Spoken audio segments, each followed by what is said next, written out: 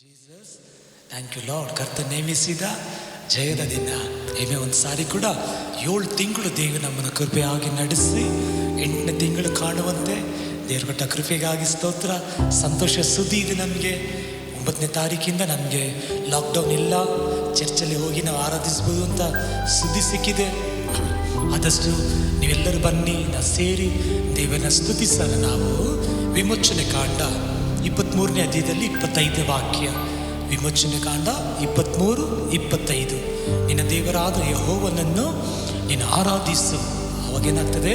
ನಿನ್ನ ಅನ್ನಪಾನಗಳನ್ನು ಆಶೀರ್ವದಿಸುವನು, ರೋಗವನ್ನು ನೀಗಿಸುವನು, ದೀರ್ಘ ಆಯುಸ್ಸನ್ನು ಕೊಡುವನು. ನೋಡಿ, ಒಂದೇ ನಾವು ಆರಾಧಿಸ್ತೀವಿ, ಆದರೆ ಅದು ಆರಾಧನೆಯಲ್ಲಿ 3 ಬ್ಲೆಸ್ಸಿಂಗ್ ನಮಗೆ. ಒಂದು ಅನ್ನಪಾನ ಆಶೀರ್ವದಿಸ್ತವೆ. ಅನೇಕ ಸಮಯದಲ್ಲಿ ನೀರಿಂದಲೇ ನಮಗೆ ತೊಂದರೆ ಆಗ್ತದೆ ಅಂತ ನಮಗೆ ಗೊತ್ತು. ಆಹಾರದಲ್ಲಿ ತೊಂದರೆ, ದೇವರು ಆಶೀರ್ವದಿಸ್ತಾರೆ. ಆಗ ರೋಗಗಳು ಇವತ್ತು ಹರಡಿದೆ, ದೇವರನ್ನು ದೂರ ಮಾಡ್ತಾರೆ, ದೀರ್ಘ ಆಯುಸ್ಸನ್ನು ಕೊಡ್ತಾರೆ. ಆಮೆನ್. ಸೇರಿ ಆರಾಧಿಸೋಣ ಕುಟುಂಬವಾಗಿ. ಈ ಆಗಸ್ಟ್ ತಿಂಗಳಲ್ಲಿ ದೇವರ ಮಹಿಮೆಯನ್ನು ಕಾಣಲಿಕ್ಕಿದ್ದೀವಿ. ಆಮೆನ್.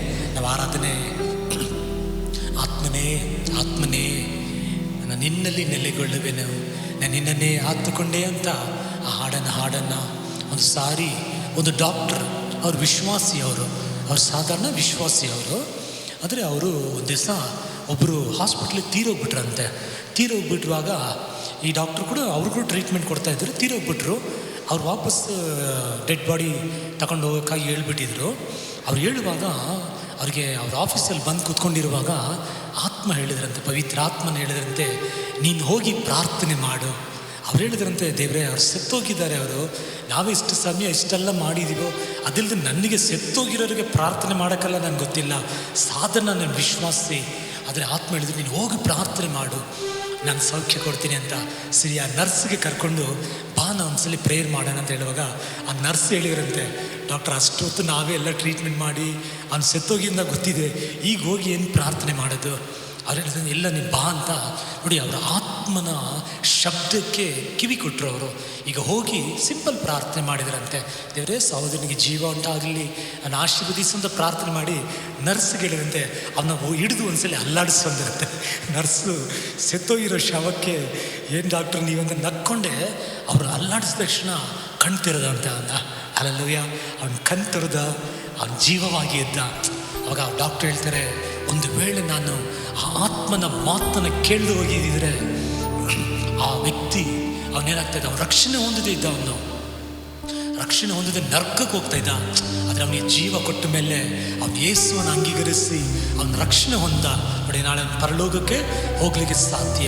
ಅದಕ್ಕೆ ಆತ್ಮನಿಗೆ ಅವ್ರೇನು ಹೇಳ್ತಾರೋ ಅದನ್ನು ಮಾಡಬೇಕು. ನಾನು ಎಷ್ಟೋ ಸಾರಿ ಮಾಡಿಲ್ಲ, ಎಷ್ಟೋ ಸಾರಿ ನಾನು ದುಃಖ ಪಡ್ತೀನಿ, ಅಳ್ತೀನಿ, ನಾನು ದೇವರೇ ಮನ್ನಿಸು ಅಂತ. ಇನ್ಮೇಲೆ ಆದರೆ ಅವ್ರು ಏನು ಹೇಳ್ತಾರೋ ಅದನ್ನು ಮಾಡೋಣ.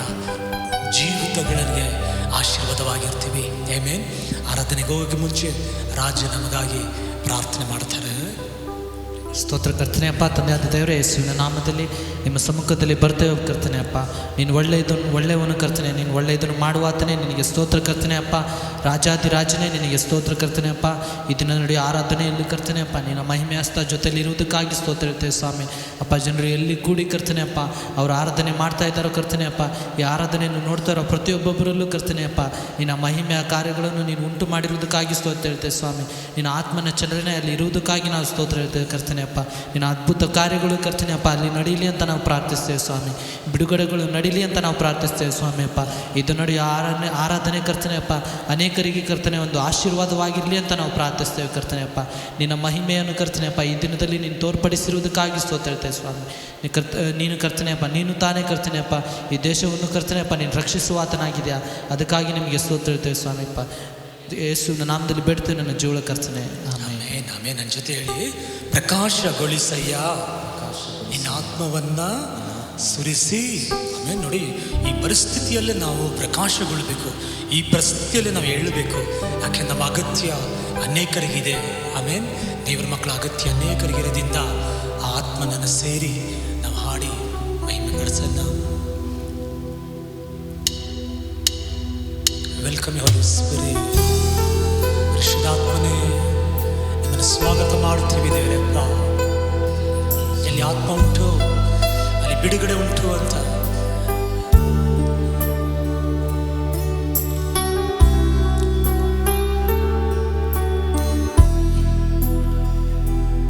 ಆತ್ಮನೇ ಆತ್ಮನೇ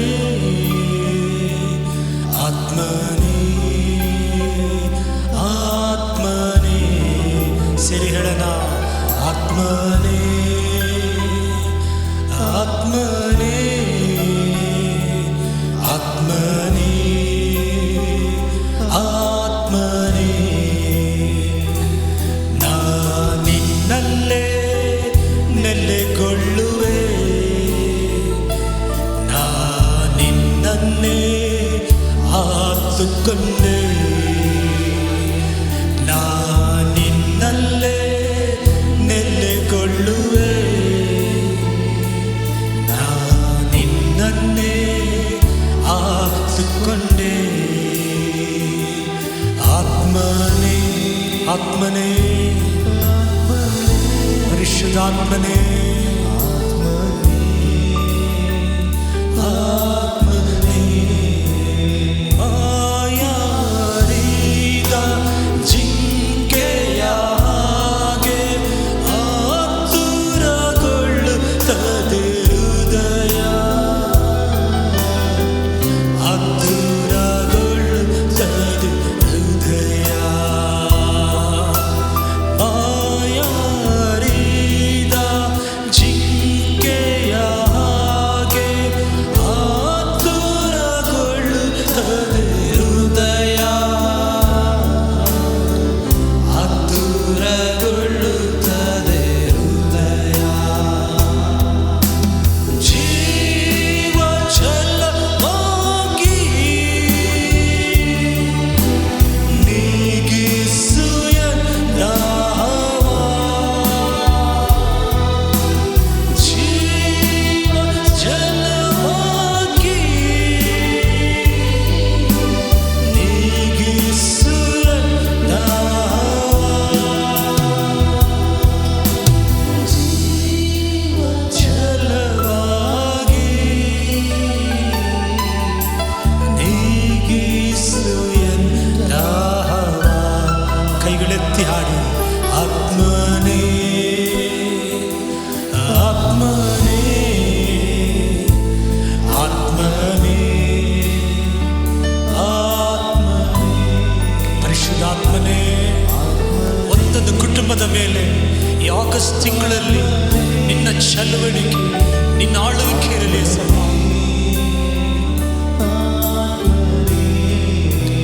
ಕುಂದಿದ ಮನವು ಬತ್ತಿದ ಹೃದಯ, ಒಣಗಿದ ಶರೀರವು, ಒಣಗಿದೆ ಶರೀರ. ಕುಂದಿದ ಮನವು ಬತ್ತಿದ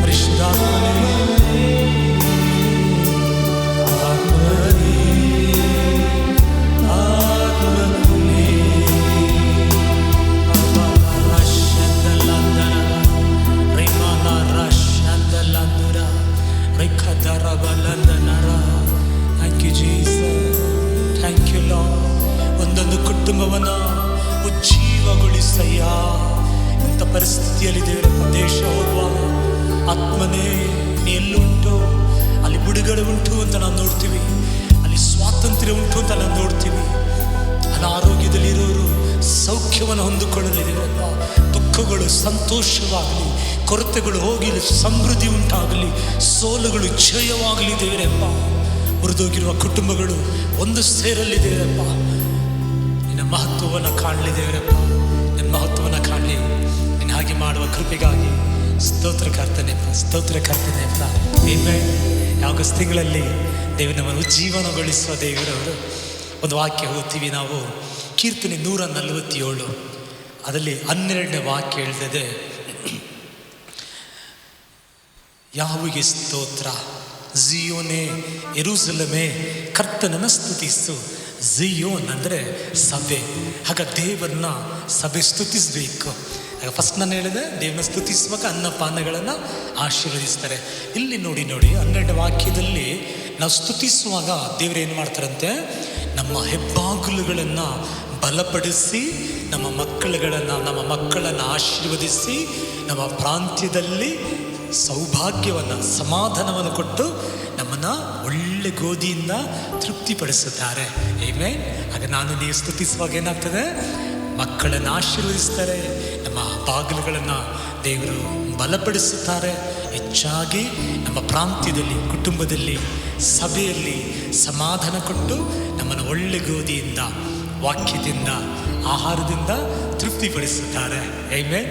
ಆ ದೇವರನ್ನ ಒಂದು ಹಾಡುಗಳ ಸೇರಿ ಹಾಡನ್ನು ನನ್ನ ಜೊತೆ ಸೇರಿ ಹೇಳಿ. ಏನನ್ನು ಹೇಳಿ? ನಿನ್ನನ್ನು ಸ್ತುತಿಸುವೆನು, ನಿನ್ನಯ ಕೃಪೆ ನನಗೆಲ್ಲವನ್ನು ನೀಡಿತು. ಕೃಪೆಯೇ ಕೃಪೆಯೇ ಕೃಪೆಯೇ. ಇವ ಹಾಡು ಹೇಳ್ತಿದ್ದೆ, ದೇವರೇ ನಾನು ಎಷ್ಟು ಉಪಕಾರಗಳನ್ನು ಮಾಡಿದ್ದಿಲ್ಲ, ನಾನು ಏನು ಹೇಳಬೇಕು ದೇವರಪ್ಪ, ನಿನ್ನ ಕೃಪೆ ದೇವರೇ, ಕೃಪೆ ದೇವರೇ ಅಂತ ನಾನು ನೀವು ಕೂಡ ಆ ಕೃಪೆಯನ್ನು ನಾವು ಉನ್ನತಪಡಿಸೋಣ. ಕೃಪೆ ಅಂದರೆ ಯೇಸು. ಆ ಯೇಸುವನ್ನು ನಾವು ಉನ್ನತಪಡಿಸಿ ಅದರಲ್ಲಿ ಹಾಡನ್ನು, ಇದುವರೆಗೂ ನಾನು ಬದುಕಿದು ನಿನ್ನ ಕೃಪೆ, ಇನ್ನು ಮುಂದೆ ಕೂಡ ನಾನು ಬಾಳುವುದು ನಿನ್ನ ಕೃಪೆ. ನಾ ಮಾಡುವ ಸೇವೆ, ಹಲ್ಲೆಲೂಯಾ, ಸೇವೆ ಅಂತ ಹೇಳುವಾಗ ಮೈಕ್ ಹಿಡ್ಕೊಂಡು ಹಾಡೋದು, ಪ್ರಸಂಗ ಮಾಡೋದು ಮಾತ್ರ ಸೇವೆ ಇಲ್ಲ. ಚರ್ಚಲ್ಲಿ ಚಾಪೆ ಹಾಕ್ತಾ ಇರ್ಬೋದು, ಕುರ್ಚಿಗಳಾಗ್ಬೋದು, ಪ್ರಾರ್ಥನೆ ಮಾಡ್ಬೋದು, ನೀವು 4 ಜನಕ್ಕೆ ಟ್ರ್ಯಾಕ್ ಕೊಡ್ಬೋದು, ಅದೆಲ್ಲ ಸೇವೆ ಅದು. ಹಲ್ಲೆಲೂಯಾ. ನಶಿಸಿ ಹೋಗೋ ಆತ್ಮಗಳು ದೇವರು ಅವ್ರನ್ನೆಲ್ಲ ರಕ್ಷಿಸು ಅಂತ ನಿಮ್ಮ ಮನೆಯಲ್ಲಿ ಪ್ರಾರ್ಥನೆ ಮಾಡ್ತೀರಲ್ಲ, ಅದೇ ಒಂದು ಸೇವೆ, ಅದು ದೇವರು ಕೊಟ್ಟಿರುವ ಸೇವೆ. ಆಮೇಲೆ ಪಾಸ್ಟರ್ಗೆ ನೀವು ಹಿಂಬಲವಾಗಿರ್ಬೋದು, ಪ್ರಾರ್ಥನೆಯಲ್ಲಿ ನೀವು ಅನೇಕ ಸಮಯ ಸಹಾಯ ಮಾಡ್ಬೋದು, ಅದೆಲ್ಲ ಸೇವೆ, ಅದು ದೇವರು ಕೊಟ್ಟಿದ್ದು. ಎಲ್ಲರೂ ಹೇಳಿ, ದೇವರು ಕೊಟ್ಟಿದ್ದು ಸೇವೆ, ಅದು ಬಹಳ ಘನವಾದದ್ದು. ಆ ಕೃಪೆಗಾಗಿ ಸೇರಿ ಹಾಡಿ ದೇವರನ್ನ ಮಹಿಮೆ ಪಡಿಸೋಣ.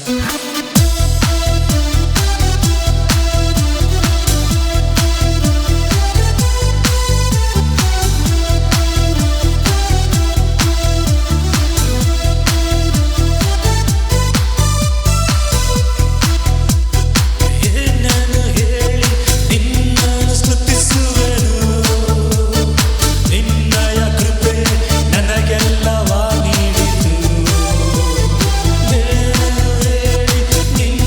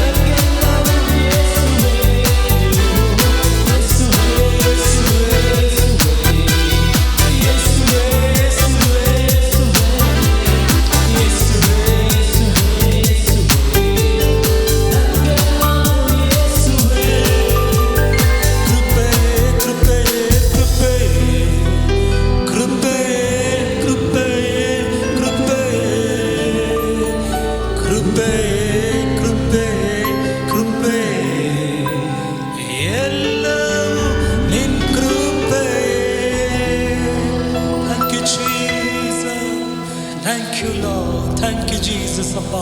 ಹೊಗಳಿಕೊಳ್ಳಲು ನಮ್ಗೆ ಏನಿಲ್ಲ ಸ್ವಾಮಿ, ಎಲ್ಲ ನಿನ್ನ ಕೃಪೆ, ನಿನ್ನ ಕೃಪೆ, ನಿನ್ನ ಕೃಪೆ ಅಪ್ಪ.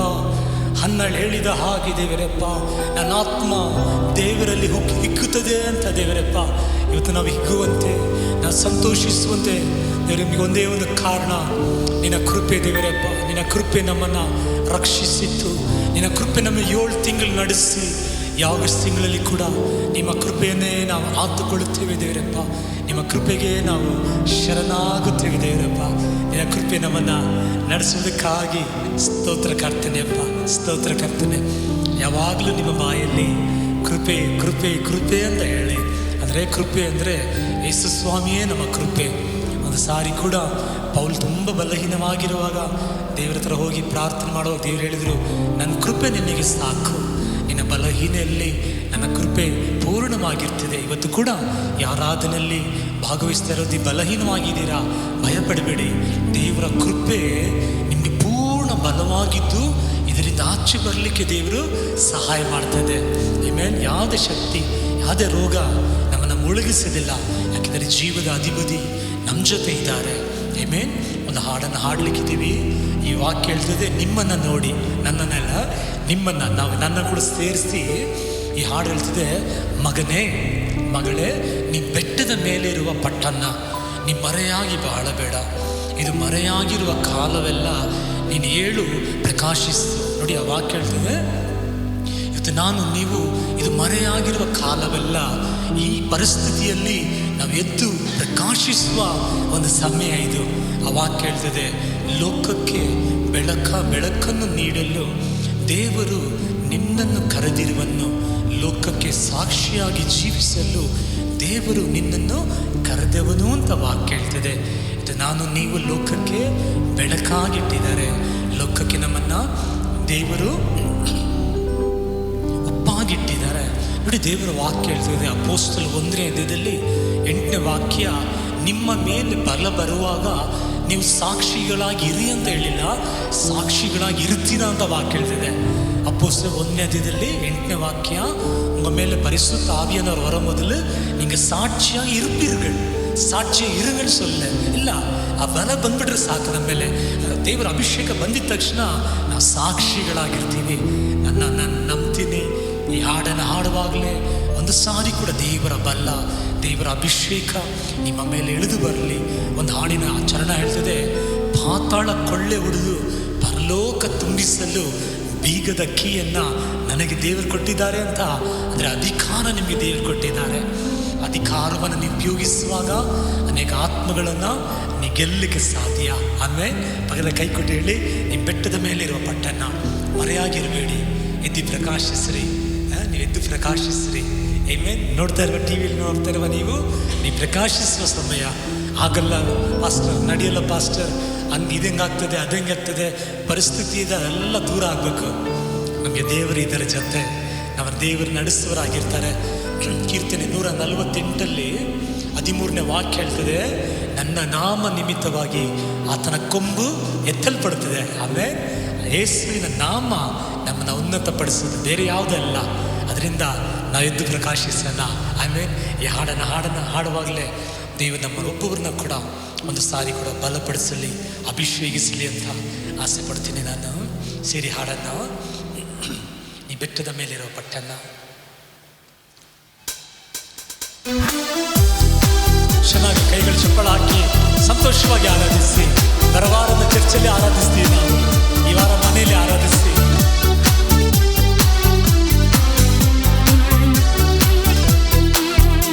ನೀ ಬೆಟ್ಟದ ಮೇಲೆ ಇರುವ ಪಟ್ಟಣ ಮರೆಯಾಗಿ ಬಾಳಬೇಡ, ಇದು ಮರೆಯಾಗುವ ಕಾಲವಲ್ಲ, ಏಳು ಪ್ರಕಾಶಿಸು. ನೀ ಬೆಟ್ಟದ ಮೇಲೆ ಇರುವ ಪಟ್ಟಣ ಮರೆಯಾಗಿ ಬಾಳಬೇಡ, ಮರೆಯಾಗುವ ಕಾಲವಲ್ಲ, ಏಳು ಪ್ರಕಾಶಿಸು. ಲೋಕಕ್ಕೆ ಬೆಳಕನ್ನು ನೀಡಲು ದೇವರು ನಿನ್ನನ್ನು ಕರೆದ, ಲೋಕದಲ್ಲಿ ಸಾಕ್ಷಿಯಾಗಿ ಜೀವಿಸಲು ದೇವರು ನಿನ್ನನ್ನು ಕರೆದ. ಲೋಕಕ್ಕೆ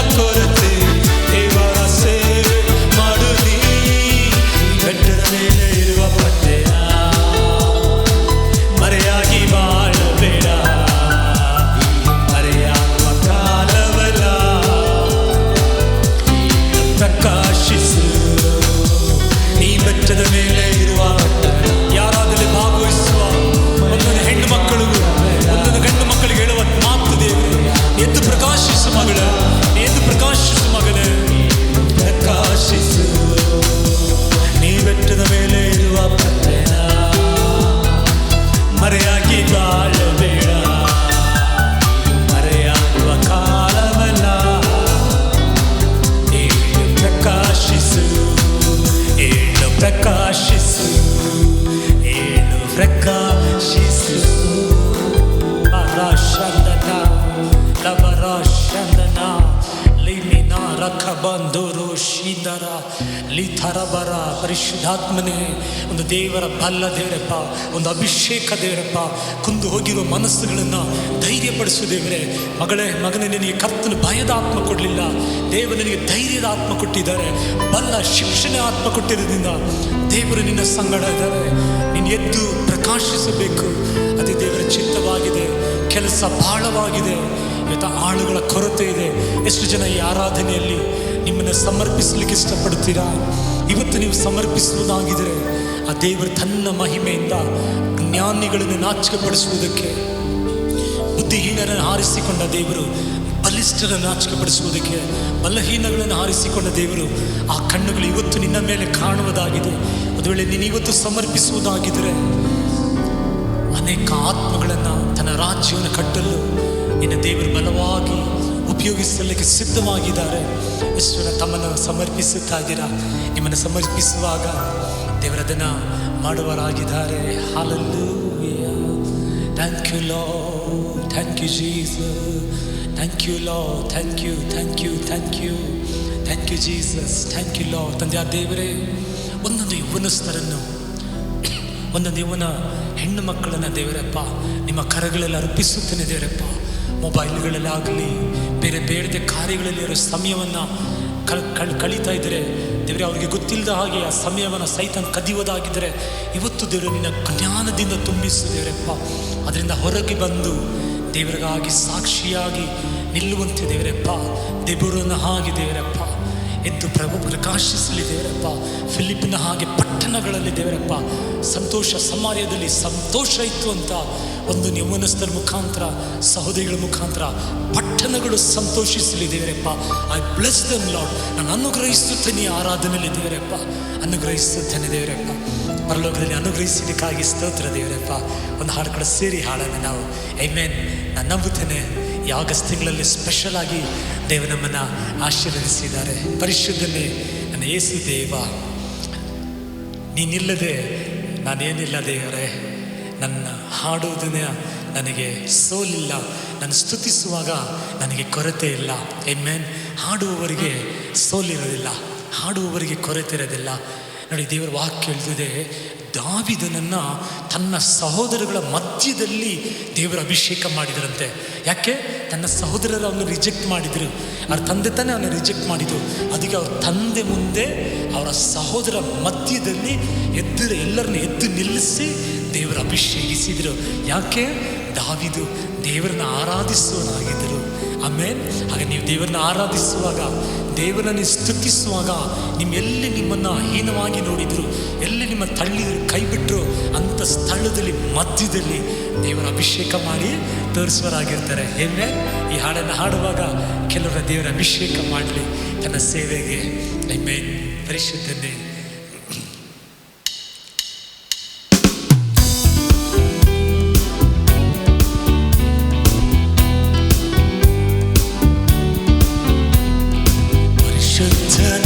ನನ್ನ ಯೇಸು ದೇವ, ನಾನಿಲ್ಲದೆ ನಾನೆಲ್ಲ ರಜ. ಪರಿಶುದ್ಧನೇ ನನ್ನ ಯೇಸು ದೇವ, ನೀನಿಲ್ಲದೆ ನಾನೇನಿಲ್ಲ ರಜ. ನಿನ್ನ ಹಾಡುವಾಗ ನನಗೆ ಸೋಲೇ ಇಲ್ಲ, ನಿನ್ನ ಸ್ತುತಿಸುವಾಗ ನನಗೆ ಕೊರತೆ ಇಲ್ಲ. ನಿನ್ನ ಹಾಡುವಾಗ ನನಗೆ ಸೋಲೇ ಇಲ್ಲ, ನಿನ್ನ ಸ್ತುತಿಸುವಾಗ ನನಗೆ ಕೊರತೆ ಇಲ್ಲ. Hallelujah, hallelujah, hallelujah, hallelujah. ನಿನ್ನ ಹೊಗಳುವರೆ ನನ್ನ ಚಿತ್ತ, ನಿನ್ನ ಹಾಡುವರೆ ನನ್ನ ಆಸೆಯ, ನಿನ್ನ ಹೊಗಳುವರೆ ನನ್ನ ಚಿತ್ತವಯ್ಯ, ನಿನ್ನ ಹಾಡುವರೆ ನನ್ನ ಆಸೆಯ. ನಾನು ಕೊಂಡ ದರ್ಶನವು ಅಲ್ಪವಾದರೂ ಅಯ್ಯ ನೀ ನನ್ನ ದೊಡ್ಡದಲ್ಲವೋ. ನಾನು ಕೊಂಡ ದರ್ಶನ ಅಯ್ಯ ನೀ ತಂದ ದರ್ಶನ ದೊಡ್ಡದಲ್ಲವೋ. ನೀನ ಎತ್ತಿದೆ ರಾಜನ ಮಧ್ಯದಲ್ಲಿ, ನೀನ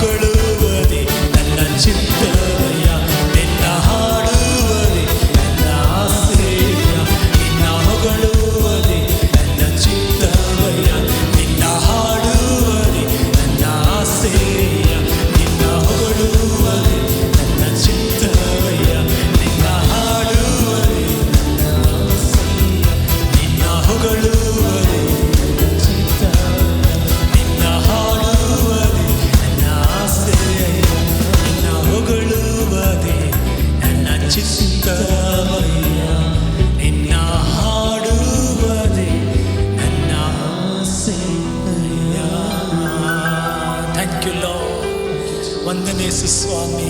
ವಂದನೆ ವಂದನೆ ವಂದನೆ ಯೇಸು ಸ್ವಾಮಿ. ನಮ್ಮ ದರ್ಶನಗಳು ಚಿಕ್ಕದಾಗಿದ್ರು ಕೂಡ ದೇವರೇ, ಭೂಮಿಗಿಂತ ಆಕಾಶ ಎಷ್ಟು ಉನ್ನತವೋ ಅಷ್ಟು ದೊಡ್ಡ ಉನ್ನತವಾದ ದರ್ಶನಗಳನ್ನು, ಉದ್ದೇಶಗಳನ್ನು ನೀವು ನಮ್ಮ ಮೇಲೆ ಇಟ್ಟಿರುವುದಕ್ಕಾಗಿ ಸ್ತೋತ್ರ ದೇವರಪ್ಪ.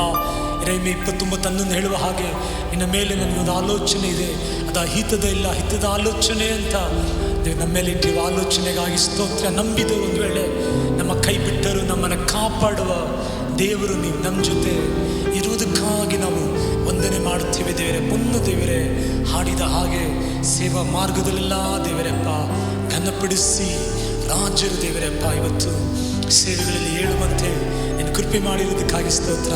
ಅನ್ಯ ಜನರು ಕೂಡ ದೇವರೇ ನಿನ್ನ ಸಮ್ಮುಖದಲ್ಲಿ ಬರುವಂತೆ ನೀನು ಮಾಡಿರೋ ಮಹಾಕೃಪೆಗಾಗಿ ಸ್ತೋತ್ರ ದೇವರಪ್ಪ.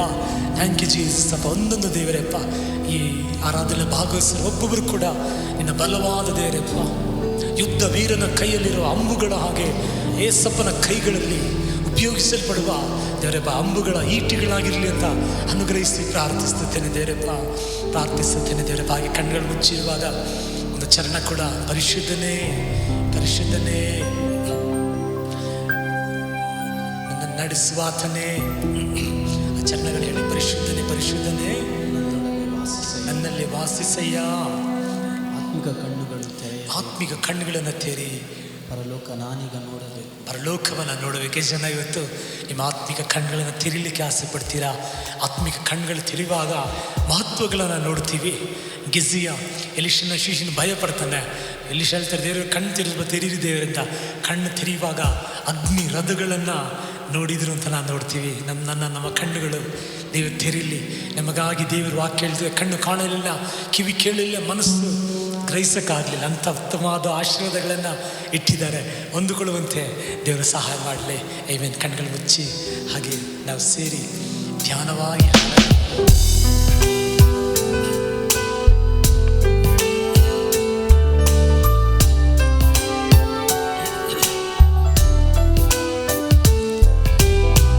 ಪರಿಶುದ್ಧ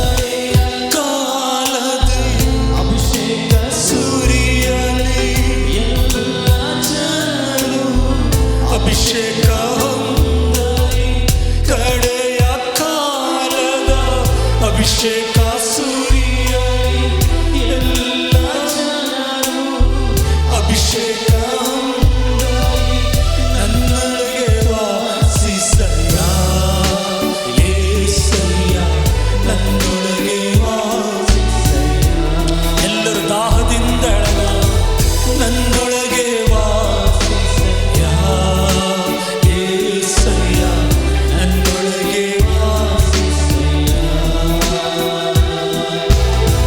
ಪರಿಶುದ್ಧನೇ ಪರಿಶುದ್ಧನೇ ನನ್ನೊಳಗೆ ವಾಸಿಸಯ್ಯ ಯೇಸಯ್ಯ ನನ್ನೊಳಗೆ ವಾಸಿಸಯ್ಯ ಯೇಸಯ್ಯ ನನ್ನೊಳಗೆ ವಾಸಿಸಯ್ಯ ಯೇಸಯ್ಯ ನನ್ನೊಳಗೆ ವಾಸಿಸಯ್ಯ ಯೇಸಯ್ಯ ನನ್ನೊಳಗೆ ವಾಸಿಸಯ್ಯ.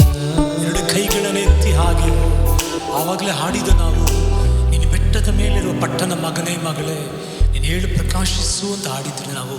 ಆಗ ನಾ ಪ್ರಕಾಶಿಸಬೇಕಂದ್ರೆ ನನಗೆ ಅಭಿಷೇಕ ಬೇಕು.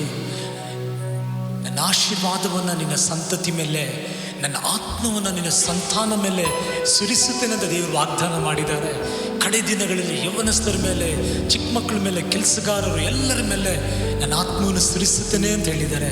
ಎರಡು ಕೈಗಳೆತ್ತಿಯ ಕಡೇ ಚರಣವನ್ನು, ಕಡೆ ಕಾಲದ ಅಭಿಷೇಕ ದೇವರಪ್ಪ ಎಲ್ಲ ಜನರ ಮೇಲೆ ಸಿರಿಸು ದೇವರೇ ಅಂತ ಎರಡು ಕೈಗಳನ್ನೇ ತನ್ನ ಮಗಳ ಒಂದ್ಮೇಲೆ ಚಿಕ್ಕ ಮಕ್ಕಳಿದ್ರೆ ಅವ್ರ ಮೇಲೆ ನೀ ಕೈ ಹಿಡಿ ದೇವರೇ. ಕಡೆ ದಿನಗಳಲ್ಲಿ ನನ್ನ ಆತ್ಮನ ಸುರಿಸುತ್ತೇನೆ ಅಂತ ಹೇಳಿದೆಯಲ್ಲ ದೇವರೇ, ನಿನ್ನ ಆತ್ಮ ನಮ್ಮ ಮೊಮ್ಮಕ್ಕಳ ಮೇಲೆ ಸುರಿಯಲ್ಪಡಲಿ, ನನ್ನ ಮಕ್ಕಳ ಮೇಲೆ ಸುರಿಯಲ್ಪಡಲಿ ಅಂತ ನೀವು ಆಸೆ ಪಡಿ. ಆ ಆತ್ಮ ಬರುವಾಗ ನಿಮ್ಮ ಮಕ್ಕಳು ಸಾಕ್ಷಿಗಳಾಗಿರುತ್ತಾರೆ. ಯೋಶುವ ಹೇಳಿದರು, ನಾನು ನನ್ನ ಕುಟುಂಬ ಯೆಹೋವನನ್ನು ಸೇವಿಸುವರಾಗಿರ್ತೀವಿ. ವಾಕ್ಯ ಹೇಳ್ತಿದೆ, ಆತ್ಮ ಬರುವಾಗ ನೀವು ಸಾಕ್ಷಿಗಳಾಗಿರ್ತೀರಾ ಅಂತ. ಹಾಗೆ ನನಗೆ ನಿಮಗೆ ಆ ದೇವರ ಆತ್ಮ ಬೇಕು. ಪರಿಶುದ್ಧನೇ ಪರಿಶುದ್ಧನೇ ನಮ್ಮೊಳಗೆ ವಾಸಿಸಯ್ಯ. ಪರಿಶುದ್ಧಾತ್ಮನೇ ಈ ಹಾಲಲ್ಲಿರುವ ಒಂದೊಂದು ಯೌವನಸ್ಥರ ಮೇಲೆ ನಿನ್ನ ಅಭಿಷೇಕ,